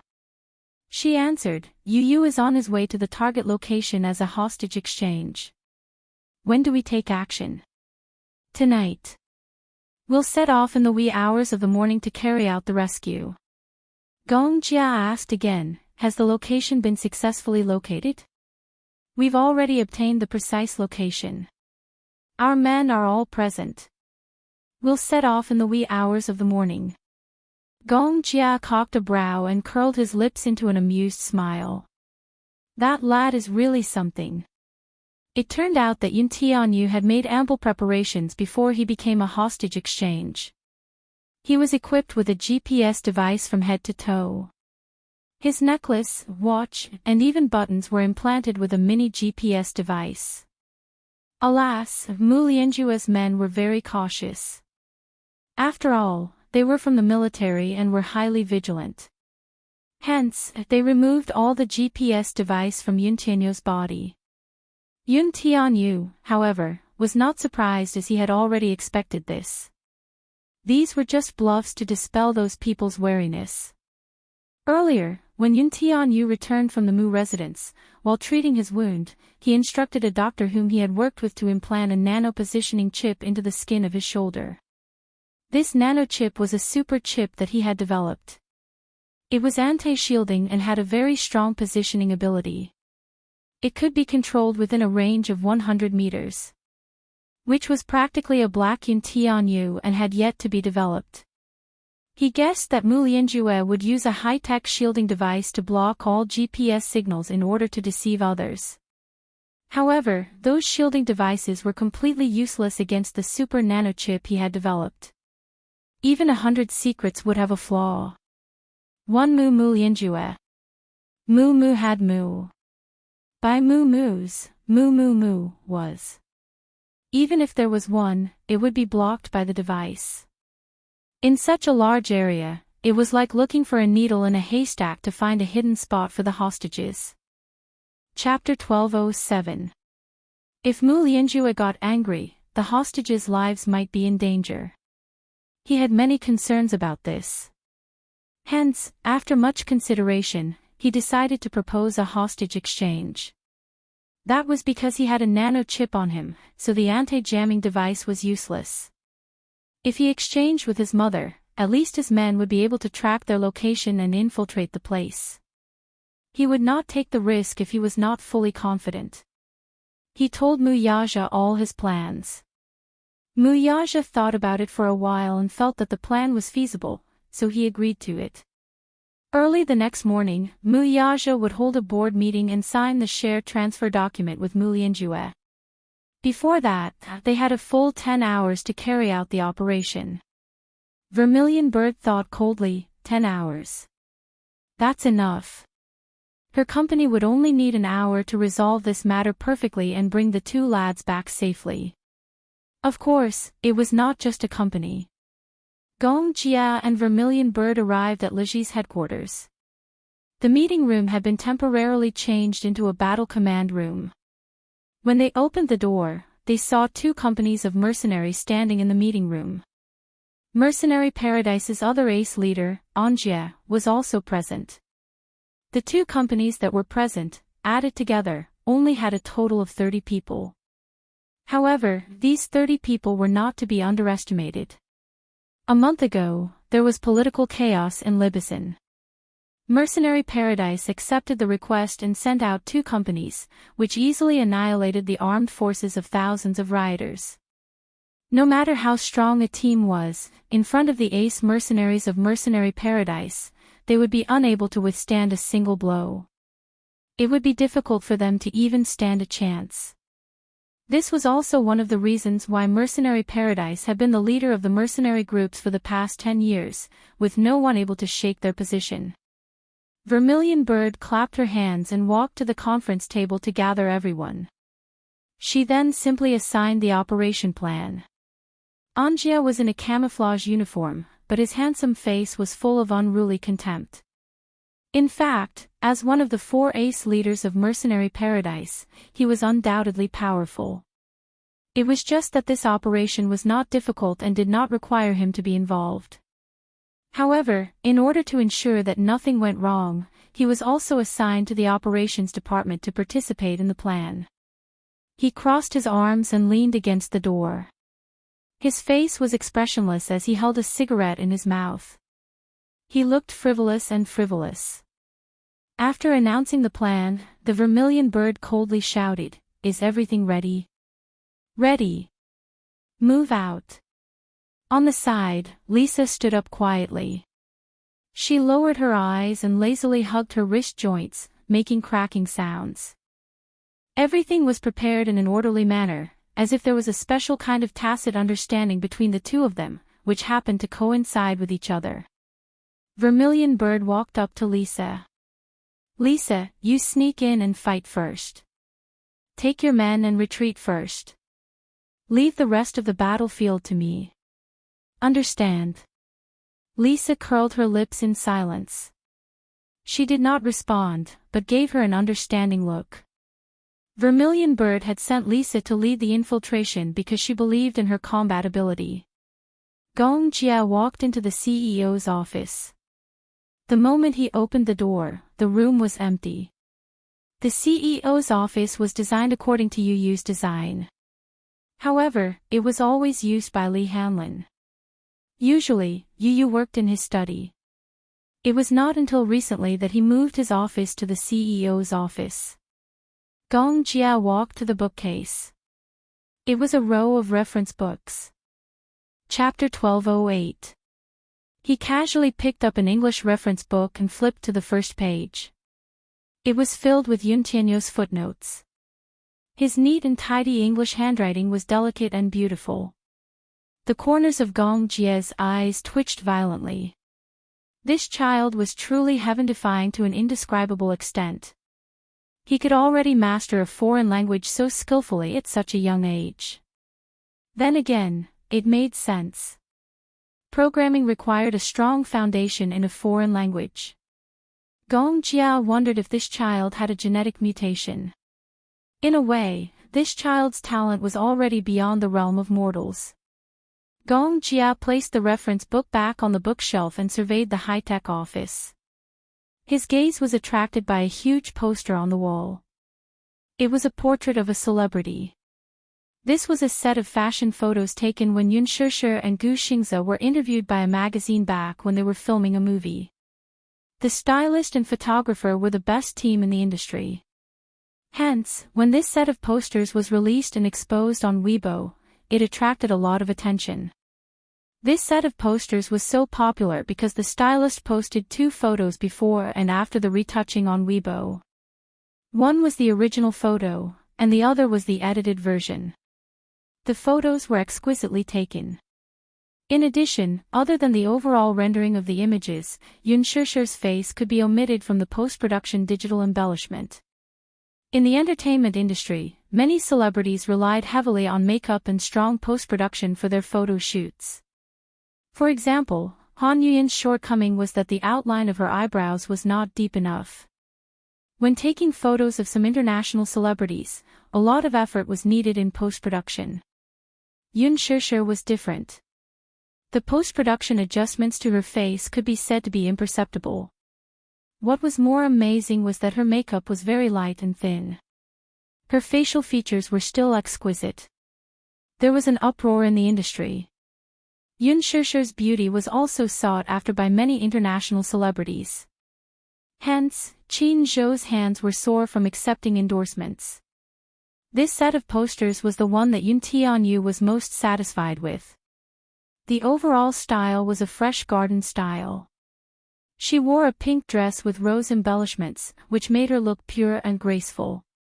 She wore a knitted corolla on her head, and her hair flowed elegantly. She held a bouquet of fresh flowers in her hand. As she sniffed the flowers, her beautiful eyes sparkled. Yun Tianyu loved this poster so much that he enlarged it and hung it on the wall of the office. Every time he looked up, he could see this poster. He often stared at this poster in a daze. Now, Gong Jia was also looking at this poster and fell into a state of shock. It was not because of anything else other than her facial features in the pictorial evoking a strong memory in him. Gong Jia walked up to the poster in a daze. His brows furrowed slightly as he reached out and caressed the poster with his slender fingers. The people in the picture were so lifelike that he momentarily forgot that it was just a poster in front of him. What was going on? Why did the woman in the poster overlap with the girl's bright and gentle smile in his memory? Was it her? How could it be? Gong Jia's breathing quickened. His fingertips suddenly trembled. Suspicion flashed across his eyes. Who was this woman? Who exactly was she? Chapter 1209. After more than a decade, a person's facial features would change as they grew older. However, the silhouette would not change. That pair of eyes, in particular, were exactly the same. Could there really be two people with the same face in this world? It couldn't be her, could it? Just as this thought popped up in his mind, Gong Jia ruthlessly overturned it. How could it be? She was already dead and no longer existed in this world. How could it be her? Gong Jia's emotions fluctuated slightly. His handsome face was filled with incredulity and doubt. He suddenly turned around and walked toward the door, only to bump into Li Hanlin, who had just pushed the door open. Second Master Gong. Li Hanlin was startled by his tense expression. Startled, he cautiously asked, Master Gong, what's the matter? Gong Jia suddenly grabbed his collar agitatedly. Let me ask you, who is that woman? What's her name? Gong Jia pointed at the woman in the poster and questioned him anxiously. Li Hanlin was baffled at first, but when he looked in the direction he was pointing, he saw Yun Shishir's poster. He could not help feeling that Gong Jia's reaction was a little strange. What's the matter, Master Gong? Answer me immediately. Gong Jia's expression was different from his usual elegance. He appeared nervous and anxious. Answer me, who is this woman? Why is her poster hanging here? This, Li Hanlin pursed his lips and calmly answered, this is Director Yun's family. Family? What family? As for the specific relationship, Master Gong can ask Director Yun when he's back. Li Hanlin was cautious, though. Yun Tianyu had specially instructed him not to casually reveal his relationship with Yun Shishir to protect her. Therefore, without Yun Tianyu's permission, he naturally kept his mouth shut and did not reveal too much. Gong Jia frowned, but when he saw Li Hanlin's cautious and reserved expression, he did not pursue the matter. He anxiously smoothed his fringe, but his heart could not calm down. In the ward, Yun Shishir was drenched in cold sweat as she sat up from the bed. The darkness that entered her eyes made her feel uneasy as she looked around. Muyaja. Suddenly, there was the sound of a thin rope moving beside him. Then, a warm and broad hand gently covered the back of her hand. I'm here. Yun Shishir nervously held his hand and did not let go. Muyaja sensed that something was wrong with her. He moved closer to her and hugged her shoulders. What happened? I dreamed that you and Xiao Yichen were in danger. Yun Shishir's voice was filled with helplessness and sobbing. She didn't sleep well the whole night. She was always in a half-awake state, in a trance, and had nightmares. It was always related to Yu Yu and Xiao Yichen. In her dream, she actually dreamed that Yu Yu and Xiao Yichen were being chased by people. They were shot and bled to the ground. Only then did she wake up from her dream in a cold sweat. Mu Yaja hugged her tightly. Don't be afraid. This is just a dream. It's just a nightmare. Mu Yaja reached out to turn on the light. Pa! The light flashed and turned on. Yun Shishir instantly felt that the light was dazzling and covered her eyes in discomfort. Her hands were suddenly taken away by him. Mu Yaja lowered his head and pressed his lips against hers, sealing her trembling lips. The kiss was lingering and enchanting. Chapter 12:10. Don't be afraid. I'm here. Don't worry. She tossed and turned in bed the entire night. She even hid under the blanket and cried sadly behind his back. It wasn't as if he couldn't hear her sobbing.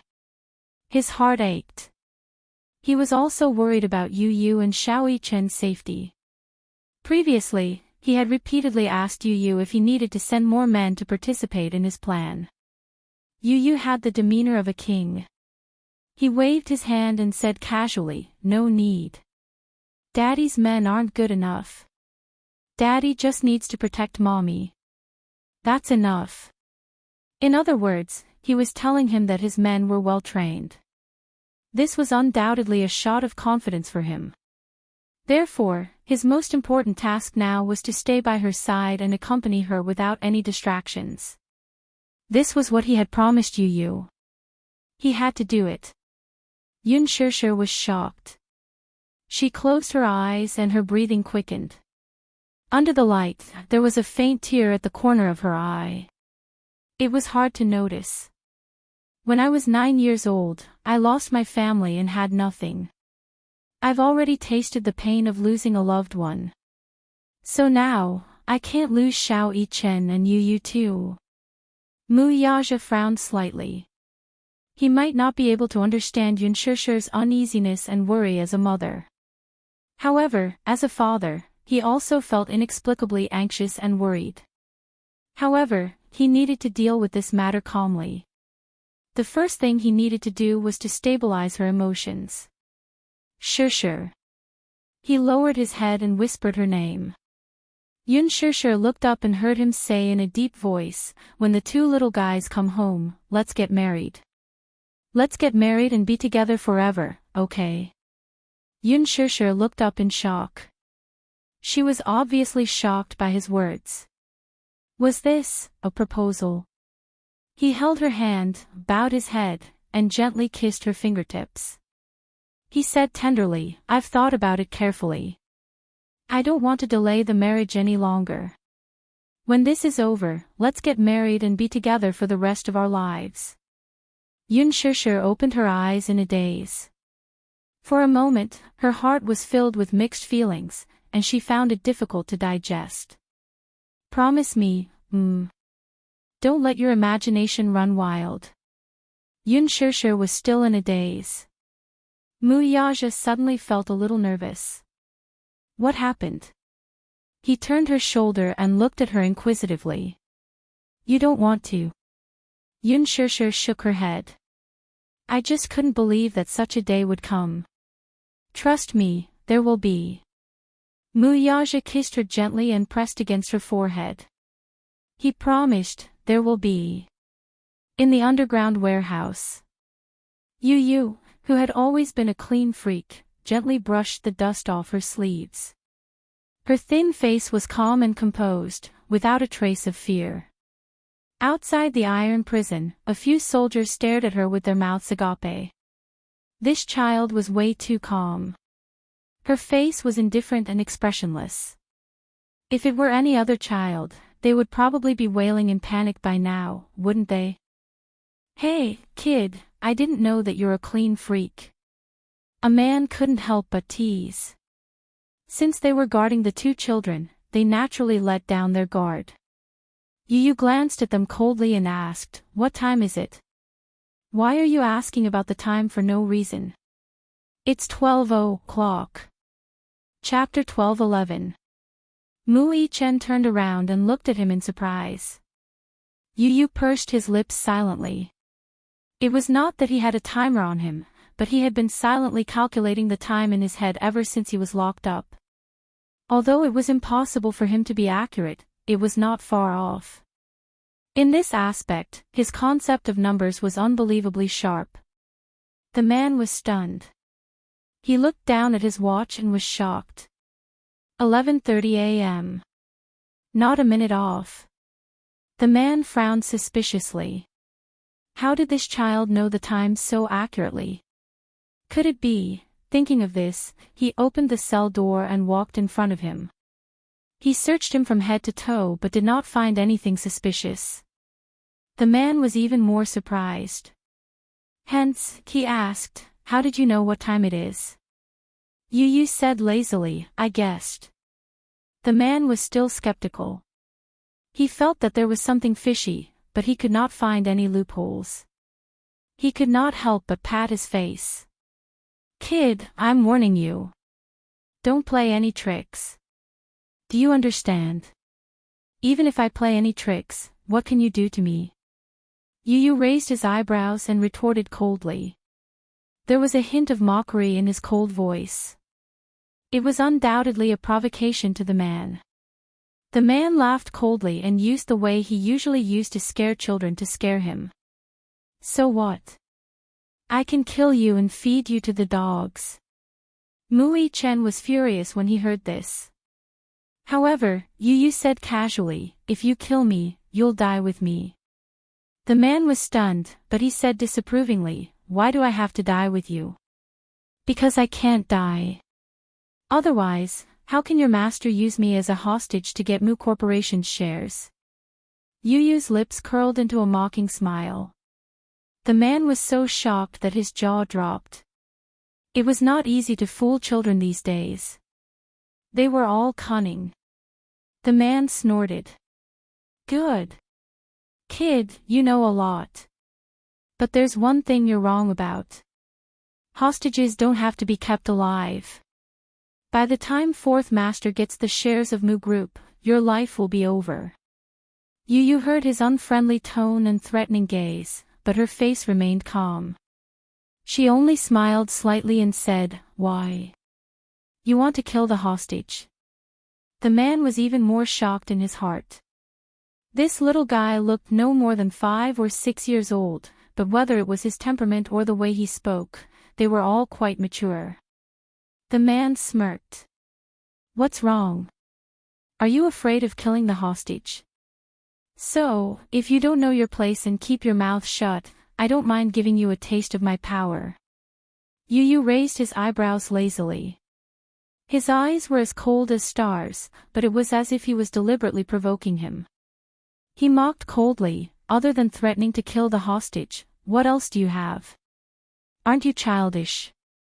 The man was furious and grabbed his collar.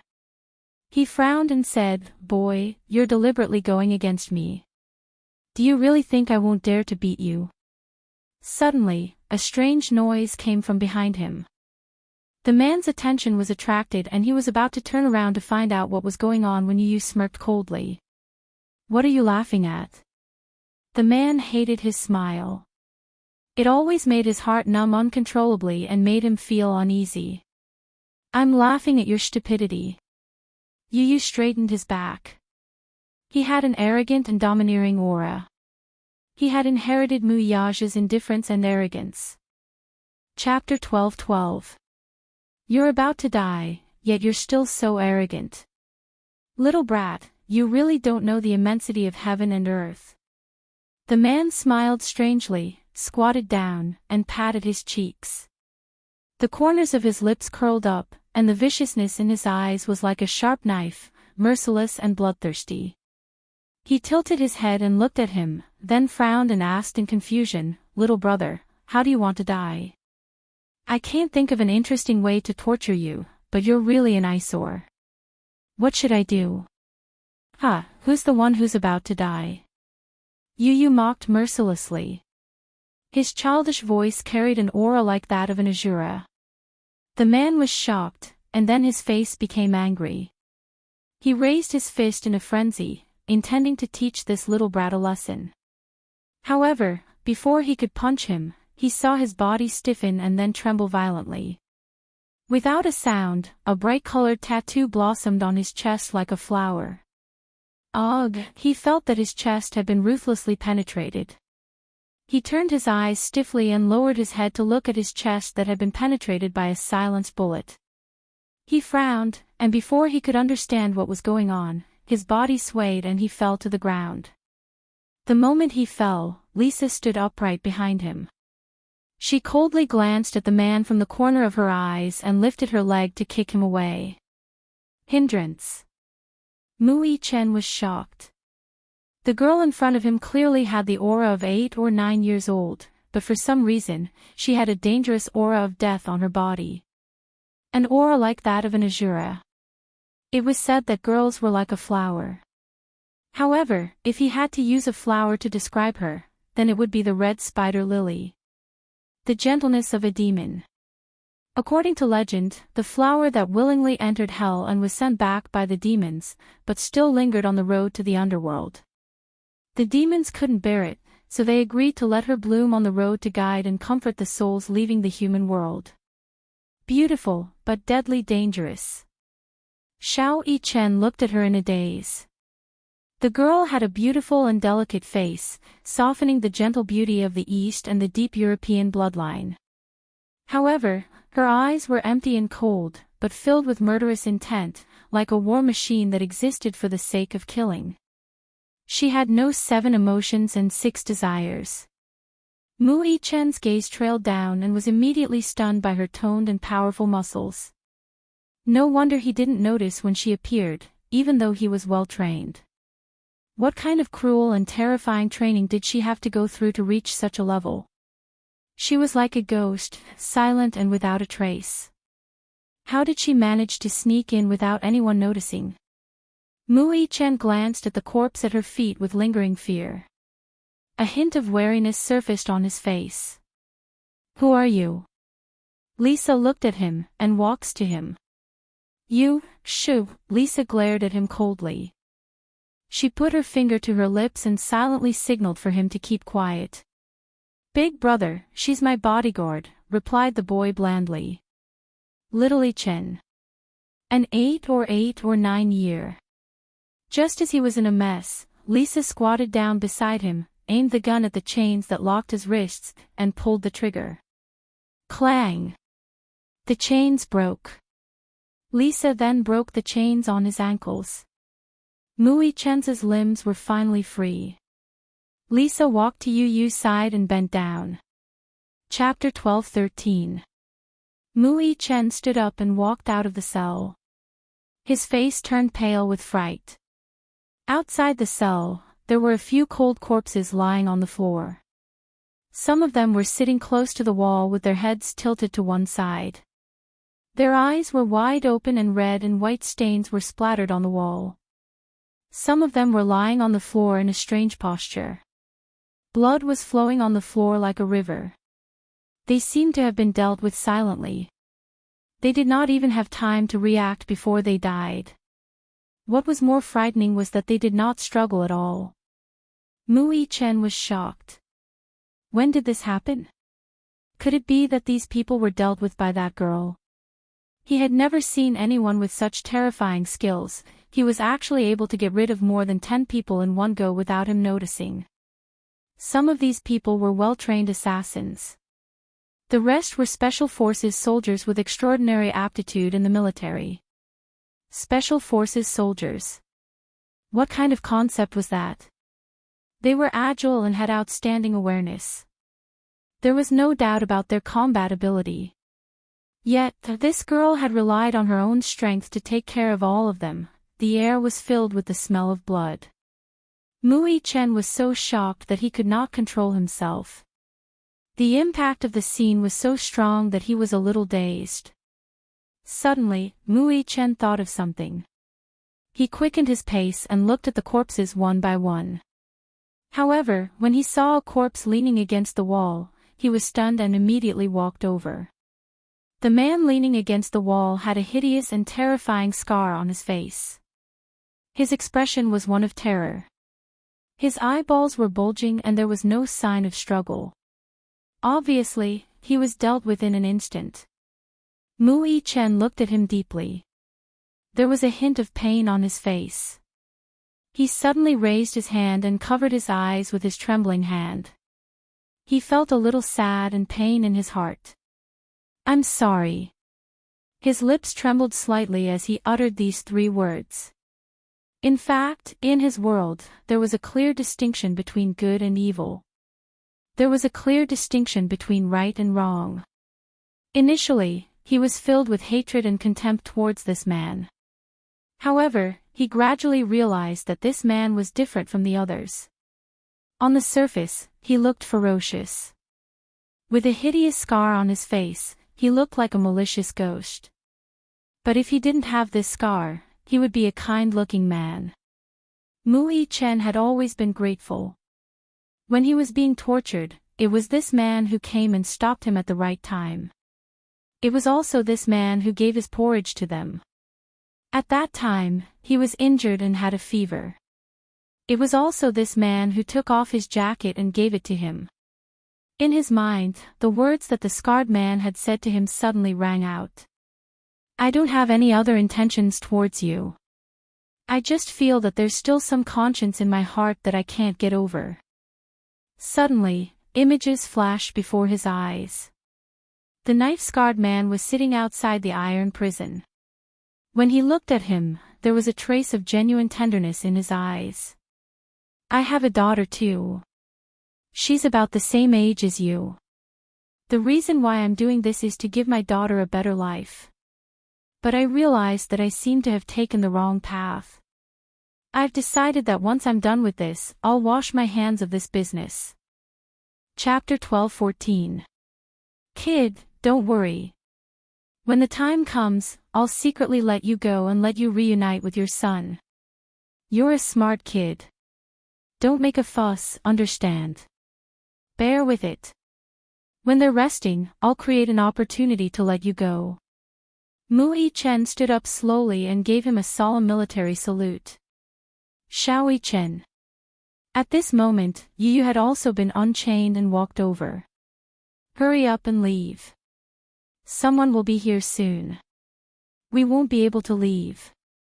Just as he finished speaking, he heard someone open the locked door of the warehouse in the dark. The next second, the door suddenly opened wide. A wave of fully armed soldiers walked in with their guns raised. The lights in the warehouse were instantly turned on. The leader of the soldiers walked in. However, when his gaze fell on the corpses all over the floor, he was stunned. "What's going on?" he shouted, but no one responded. The people who were assigned to guard the warehouse had all been killed by Lisa, so no one responded. His eyes widened in shock as he slowly looked around. All 12 of them had been killed without a sound. The scene was very clean. There were no traces of a struggle at all. He widened his eyes in disbelief. His eyeballs were about to pop out of their sockets. He raised his head and looked at the 3 children. Complicated and bewildered emotions flashed across his face. Then, a cold glint flashed across his eyes. Could this be the work of the 3 children? Lisa shielded Yu behind her. Mu Yi-chen also looked at them cautiously. "Hold them down," the man ordered sternly. Lisa said coldly, "I'll cover you. You guys retreat." Mu Yi-chen did not say anything. He grabbed Yu's arm and ran toward the back door. There was an iron gate that was originally tightly sealed. However, no matter how intricate the lock was, in Lisa's hands, she could pry open 20 locks in a minute while blindfolded. It was completely vulnerable. The man was shocked and shouted, "Catch those 2 children, don't let them run away." One of the soldiers raised his pistol and aimed at Mu Yi-chen's calf. However, Lisa was 1 step ahead of him. She raised her gun and fired. In the blink of an eye, it naturally flew out of the barrel, cut through the air, and aimed at the pistol in the soldier's hand. Peng! The bullet accurately hit the muzzle of the handgun in the soldier's hand. The handgun made a deafening sound and exploded in the soldier's hand. The poor soldier's hand was covered in blood from the explosion. His hand that was holding the gun was blown apart, and he let out a cry of pain. The captain was stunned. He did not expect this seemingly harmless young girl to have such superb marksmanship. Kill her. He issued another order. However, the girl suddenly put away her gun and pulled out a short dagger from her waist belt. Her figure flashed, and her nimble figure rushed into the crowd like a ghost. She raised the short dagger in her hand. Under the light, the short dagger shone with a cold and deadly light. Poof! A line of blood splattered. The captain who was giving orders just now was the first to have his neck slit by her. In just a moment, his face was hideous. He held his neck and fell to the ground. The others were even more shocked. However, they reacted quickly and aimed their guns at her. Chapter 12:15. Along with the miserable cries that rose and fell one after another, a few people in the crowd actually fell down sparsely. Shoot her! Shoot her! Someone screamed as if he had seen a ghost. The next second, a cold blade was pressed against his neck. In an instant, his flesh was exposed, and hot blood splashed onto the others. Lisa was a famous melee killer. Her attacks were fast, accurate, and ruthless, leaving no room for maneuver. Often, when these people were still aiming, their necks would be slit. Once she attacked, the result would be fatal. Shoot! Shoot! However, before he could finish his sentence, a series of orderly footsteps came from behind him. So many people bullying a child. Child abuse. Ha, interesting. A bright voice suddenly sounded in the empty underground caisson.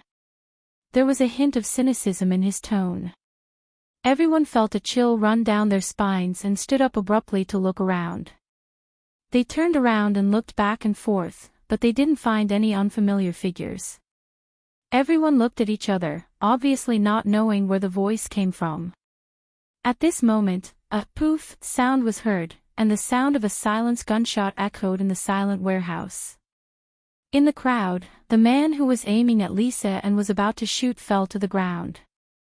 The bullet hit him in the middle of his eyebrows, and there was a hole with blood flowing out. Everyone's faces were filled with shock, and they became even more solemn.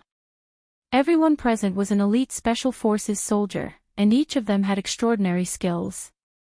However, someone actually broke through the guards outside the caisson and broke in.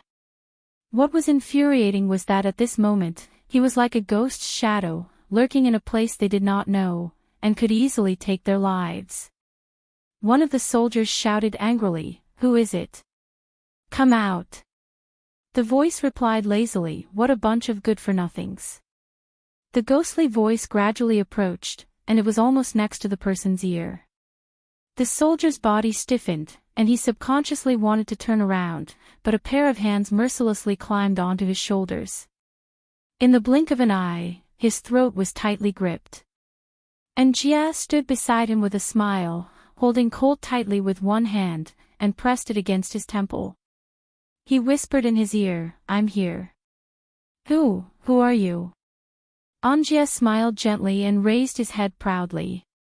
He recited his impressive opening speech as if he was reciting a book. "I am the Mercenary Paradise's chief commander, Master Anjia, who is loved by everyone, who is loved by everyone, who is loved by everyone, who is loved by everyone." Bang! A gunshot was heard. His head instantly exploded. Before the poor soldier realized what was going on, he fell at Anjali's feet. "You dare to be arrogant with me when you're only at this level." And Jia raised his head lazily and warned the group of people who were ready to make a move, "Don't take advantage of a hero, or your head will explode." Just as he finished speaking, a man swiftly took out a pistol and pointed it at Jia. However, before he could raise his hand, another gunshot rang out. The man fell heavily to the ground, his head bleeding profusely. It was as if the Grim Reaper was just around the corner, and as long as he stretched out a finger, he would be dead in the blink of an eye. It turned out that there was more than one person. Looks like there's another powerful sniper.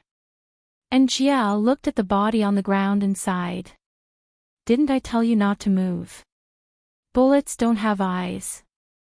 Chapter 12:16. You retreat first, leave this to me. Lisa turned around and left first. In a flash, the special forces that rushed in quickly surrounded Jia and aimed their guns at him. However, no one dared to be the first to shoot. And Jia lit a cigarette absent-mindedly and cast a sidelong glance around. Red Sparrow, I'll leave the rest to you. At the door, Red Sparrow was fully armed and slowly walked in. She played with two tri-edged bayonets in her hands with a cold sneer on her lips. With a wave of her hand, a silver light flashed and the bayonets mercilessly cut open the necks of the surrounding enemies. She quickly unfolded her windbreaker and turned around, bending over to block the spurting blood for Njia. With a gloomy gaze, she looked around and ordered in a low voice, "Go." In an instant, the warehouse was lit up.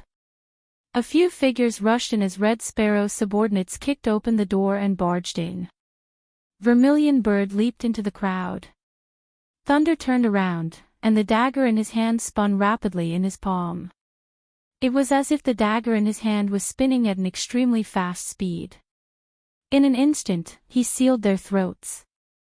Vermilion Bird spread his arms and spun around, and several people fell to the ground. Even small shrimps are so arrogant these days, forming gangs and forming gangs. How dare a few big men bully a child? You made me waste my vacation on you. And Jia threw a left hook and knocked down two men. He stomped on them and cursed seriously, I worked hard for a year and finally got a vacation. Give it back to me. Give it back to me. And Jia is so cruel. A mercenary muttered in a cold sweat as he knocked down an enemy. And Jia rarely gets a vacation. He must be in a bad mood to be assigned to a mission. Another person pursed his lips and expressed his understanding. That person silently complained, the key is that the mission is to deal with a bunch of trash. It's not challenging at all. And Jia glanced at them coldly. You talk so much on a mission, are you tired of living? Then, he turned around and lifted his long leg, kicking a man who wanted to sneak up on him to the ground. On the other side, Red Sparrow's skills were flawless and neat. She grabbed the man's throat with both hands and twisted it, sweeping out a flying kick. Her cold and hard temperament was as sharp as a knife, as cold as a sword, and her fierce aura was like that of an Azura. And Jia is still so ferocious. It's quite scary. Anjia's partner, Luca, walked in with his arms crossed. He casually looked around and clicked his tongue in amazement. Then, he saw a man in black flying towards him. He calmly dodged the attack. The man howled in pain on the ground, struggling to hold his abdomen as he rolled around. Luca calmly stepped on his head and ravaged it mercilessly. As he did so, he said lazily, "Don't you know that China has a law protecting minors? What kind of man is he to bully two children?" Bang! Bang! Bang! The sniper sounds hidden in the darkness rang out one after another in the silent basement. The sound of bullets piercing through hearts like meteors, accompanied by the sound of people being shot, rose and fell one after another. These weaklings aren't even enough for me to play with. Luca used his hand as a knife and knocked one of them unconscious before kicking him to the side. He then whistled at Anjia. Don't go overboard. It won't be fun if you make a big commotion. It was inevitable that the government would be alerted and escalate to an international incident. Then, it would be meaningless. Chapter 12:17. How dare you interrupt my vacation? Go to hell. His attacks were vicious and ruthless, even mercilessly aimed for the man's groin. Luca and Vermilion Bird's faces darkened as their eyes twitched. The country's special forces were indeed famous, but when they met Mercenary Paradise's two trump cards, Vermilion Bird and Angia, they were, at best, small fry. In the blink of an eye, the ground was littered with people. Angia, on the other hand, was still venting his anger mercilessly. Get up. Did I make you fall? Angia picked up a pitiful man and pinched his philtrum with a smirk. He then executed a beautiful 1-inch punch with both hands. After a few punches, the man let out a few intense cries and fainted. You can't even take a beating. Is that all you've got? You can't even withstand my gaze. Angrily, Angia cupped his fists and ruthlessly kicked the lower bodies of the men on the ground. Luca covered his eyes and shuddered in fear at the sight. It was too brutal. When Angia was vicious, he was practically a murder weapon. Hence, when Vermilion Bird and Angia's other team arrived at the scene, they had already cleaned up the place. The people had already been cleaned up, and those who remained were either dead or injured. It was a tragic sight. Everyone's eyes twitched violently. Could it be that they rushed here fully armed just to collect the corpses? ===. It seemed that they, the corpse collecting team, had nothing to do with this. Where's Yuntianyu? Luca walked over and asked Angia. Angia replied, Lisa covered them as they left.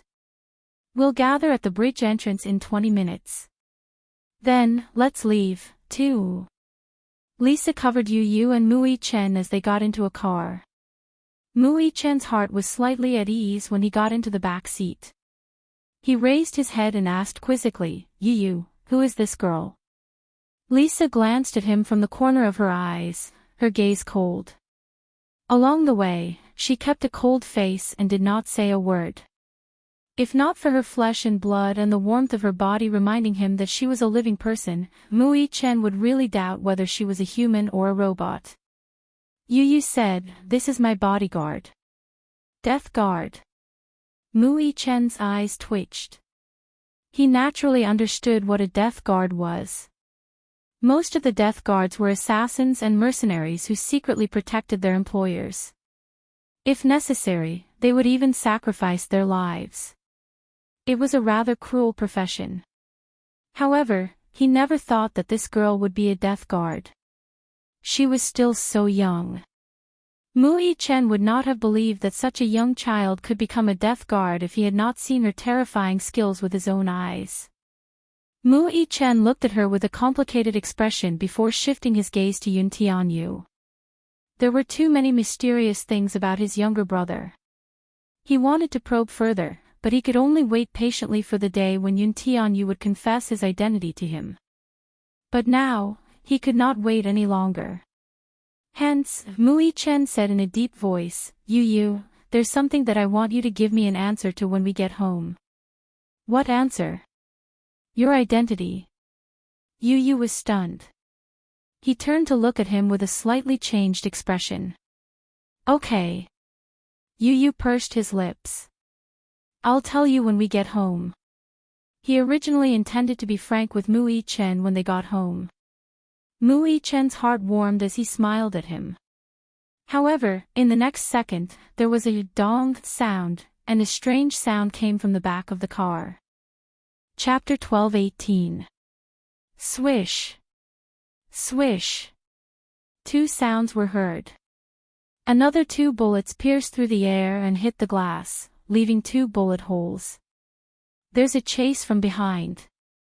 Mui Chen was startled and quickly ordered, step on the accelerator. The chauffeur stepped on the accelerator at his command. Mui Chen knocked on the glass and coldly ordered, the glass isn't bulletproof, get down. He reached out to press Yuntianyo's head down and protected him in his arms. Lisa, who was sitting in the front passenger seat, rolled down the window and glanced behind her. There were 4 to 5 military vehicles chasing after them. Bullets kept flying toward them. Lisa nimbly dodged one, and a bullet hit the rearview mirror, shattering it instantly. Lisa shielded her eyes with her hand to prevent the glass from splashing into her eyes. She turned her head and spoke in a cold voice, which was rare for her. "Step on the accelerator." Her childish voice was at odds with her cold temperament. Lisa did not dare to relax for a moment. She took out a pistol from her waist belt and waited. She hooked her earpiece and shouted, "Vermilion Bird, Vermilion Bird." After a while, Vermilion Bird's short reply came through the earpiece. "Got it." Lisa coldly said, "We're being chased. Quickly come to our aid." "Got it." The car sped along. She stepped on the accelerator and the car sped along the mountain road. Lisa held the gun and stared at the rearview mirror in the car without blinking, constantly paying attention to the situation behind them. Behind them, 4 military vehicles were still in hot pursuit. The military vehicles were all modified and had excellent performance. The entire vehicle was bulletproof. The magazine in her hand had a total of more than 10 bullets. She had to use every bullet properly and not waste any of them. With just a thought, a meticulous plan emerged in her mind. Lisa calmly removed the silencer. The silencer affected the bullet's power and was very disadvantageous for long-range shooting. Mu Yi-chen watched in a daze as she skillfully assembled the gun and changed the magazine. He was secretly speechless. This girl was really not simple. Disassembling the gun only took a few seconds, and the whole process was as smooth as flowing water. Lisa glanced at him from the corner of her eyes. Seeing that he was silently sizing her up, her eyes narrowed and her gaze turned cold. "What are you looking at?" Mu Yi-chen's face stiffened. Her tone was stiff and cold, giving people the feeling that she was cold and arrogant, without a trace of anger. Lisa said in a low voice, "Listen, don't move. Understand? What can I do for you?" "No need." Lisa looked at the rearview mirror, her face still cold. She said concisely, "I can handle it alone." She was a woman of few words. If she could express something with one word, she would never use two. The car drove onto the main road. Behind them, 5 cars were following closely behind. Although they had stepped on the accelerator to the maximum, the cars behind them were still following closely, and the distance between them was constantly shortening. Whoosh whoosh whoosh, ding ding dang dang, rows of bullets hit the car door, causing smoke to rise. It was like a death warrant from hell. It was 5 off-road jeeps. Lisa blinked, and the detailed structure of the car instantly appeared in her mind. The driver increased the gear again, stepped on the accelerator, and drove the car to the maximum speed. Fortunately, the car's performance was not bad. At 8,000 revolutions per minute, the car's speed was more than 200 kilometers per hour. It sped all the way. In the biting wind, the scenery outside the window flashed by. 6 cars were chasing each other on the spacious mountain road. It was like a scene from a blockbuster movie. Chapter 12:19. Yu Yu was protected in Mu Yi-chen's arms, so he could not see the intense chase behind the car. However, he could hear the roaring sound of the car engine. Whoosh! Lisa was about to shoot when a bullet broke the window at the back of the car. Clang! The glass shattered and the debris splashed onto Mu Yi-chen's body. The broken glass scratched Mu Yi-chen's neck and left a trace of blood. Mu Yi-chen instinctively hugged Yu Yu tighter. "Brother," Yu Yu grabbed Mu Yi-chen's clothes worriedly. Mu Yi-chen smiled comfortingly and gently stroked the back of his head. "Don't be afraid, Yu Yu. I won't let anything happen to you." "Okay." Yu Yu responded in a low voice. However, he still felt uneasy. Although he was a little awkward, he still forced himself to say it out loud. "Stupid brother. I don't want anything to happen to you either." Mu Yi-chen was stunned. His heart melted and he unconsciously smiled. "I'll be fine too." Lisa had been looking for an opportunity. However, when the car made a sharp turn, another row of bullets came from behind. Whoosh whoosh whoosh, the bullets shattered the glass with a ding ding ding sound. Bang, the bullets pierced through the driver's head. Mui Chen's entire body was stained with blood. Shocked, he looked up in bewilderment, only to see the man in the driver's seat convulsing violently. His head had been blasted by a bullet, and his flesh and blood were splattered everywhere. The man stopped breathing in an instant. His body, which was still warm, fell in front of the steering wheel. The car lost control and almost went off the cliff. Lisa rushed over and steadied the steering wheel. She then pushed the body to the side. The car was barely stabilized. However, the accelerator was still pressed down. Yu wanted to look up to see what was going on. Mui Chen did not let him look. Yu, don't look. Ha! What was going on? Mui Chen, who had always been calm, spoke with a hint of fear and trembling. Lisa knelt on one knee and carefully avoided the dense rain of bullets. She held the steering wheel and asked without looking back, "Do you know how to drive?" Mui Chen's brows furrowed. Who? Lisa turned around expressionlessly and locked her eyes on him. You. I do. You. Lisa kicked the door open and pushed the driver's body out of the car.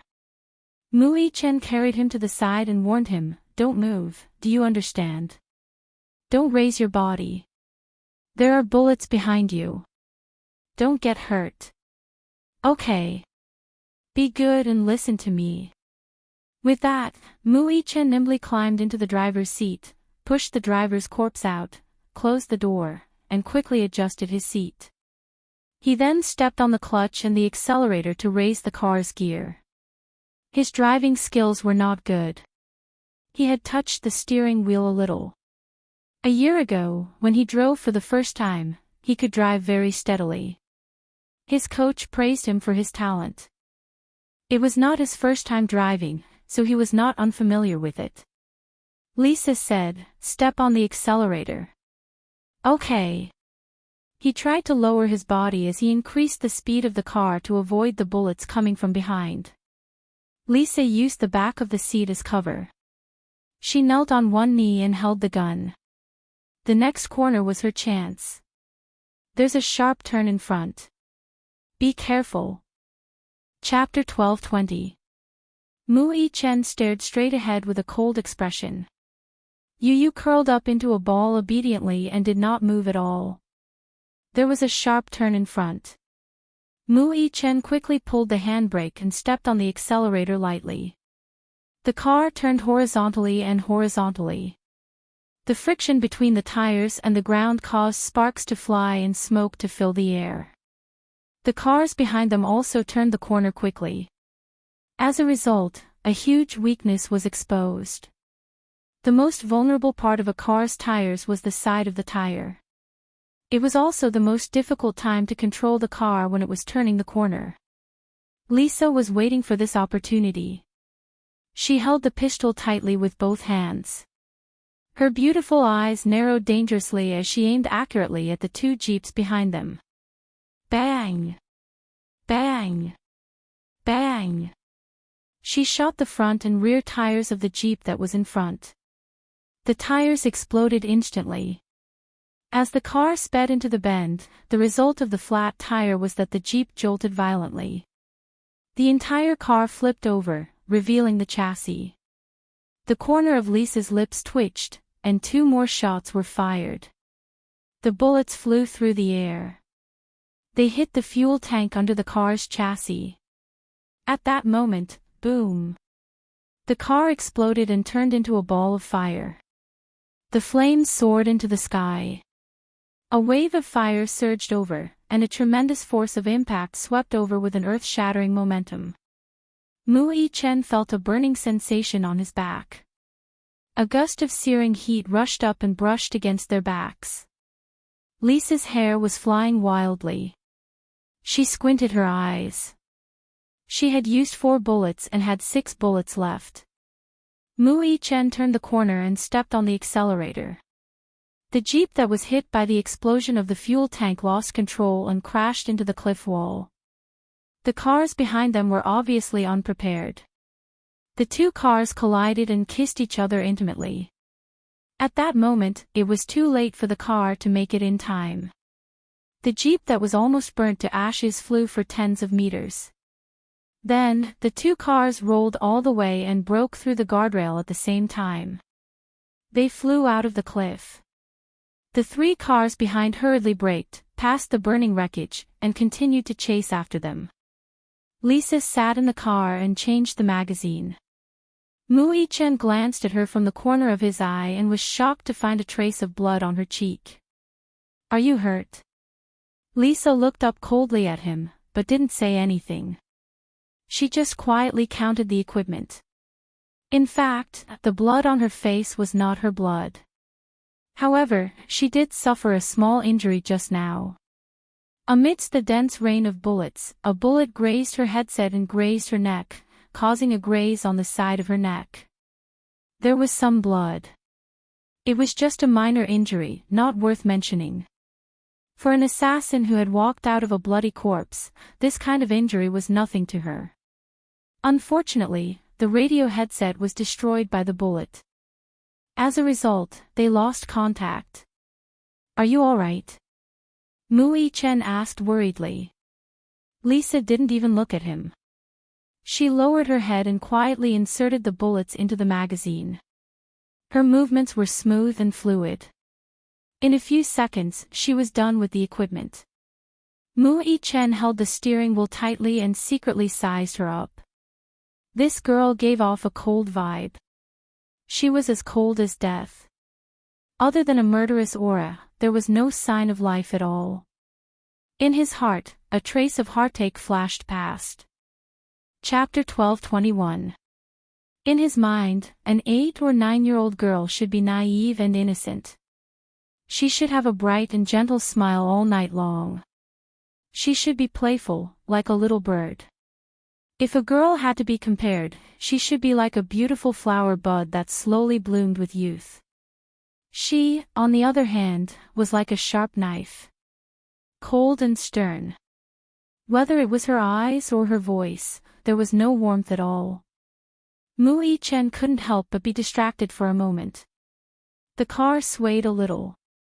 Lisa looked up sharply and looked at him. "What's wrong?" "Nothing, drive properly," Lisa said again. Her cold and indifferent tone was like an order that couldn't be disobeyed. His tone was as stiff as his instructor in the special training camp, meticulous. She was so young, but she spoke with a little accent.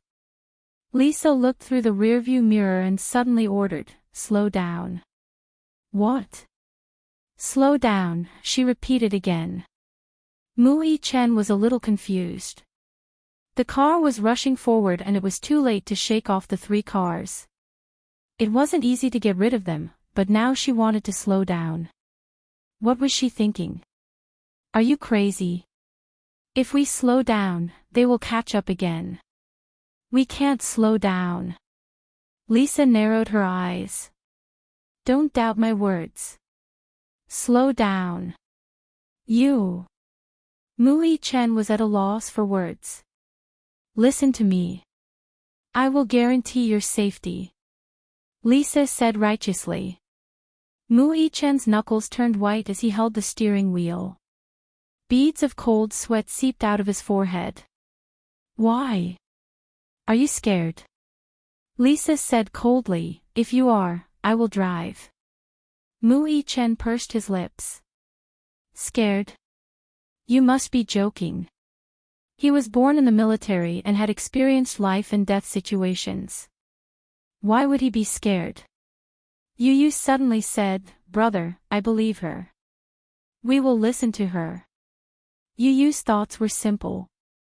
Although Mu-I-chen and Lisa had undergone hellish training, the two of them were different. Mu-I-chen's training was mostly about simulated battles, but Lisa had experienced countless actual battles.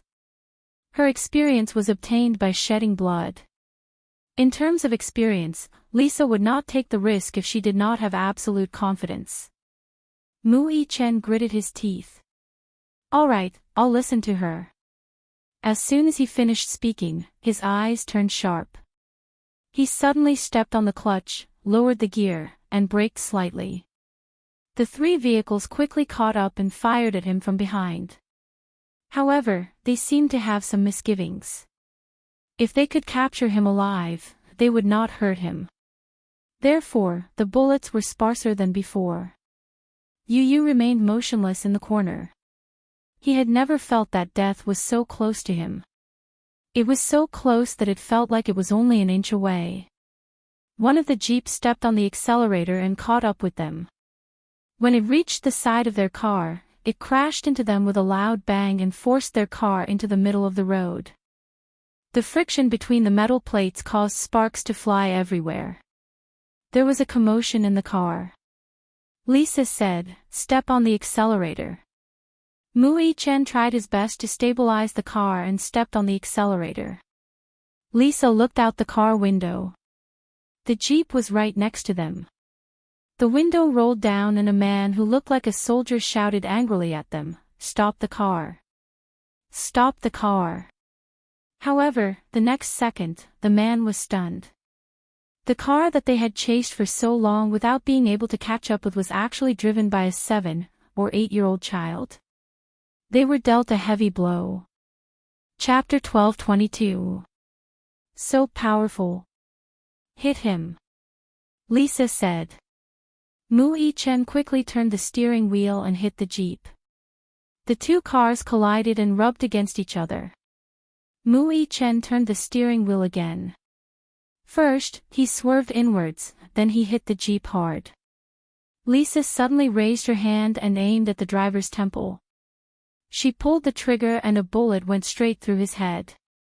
The throat of the soldier in the front passenger seat was also pierced. The car lost control and tilted to the right. Then, it hit the guardrail and rolled down the cliff. Boom!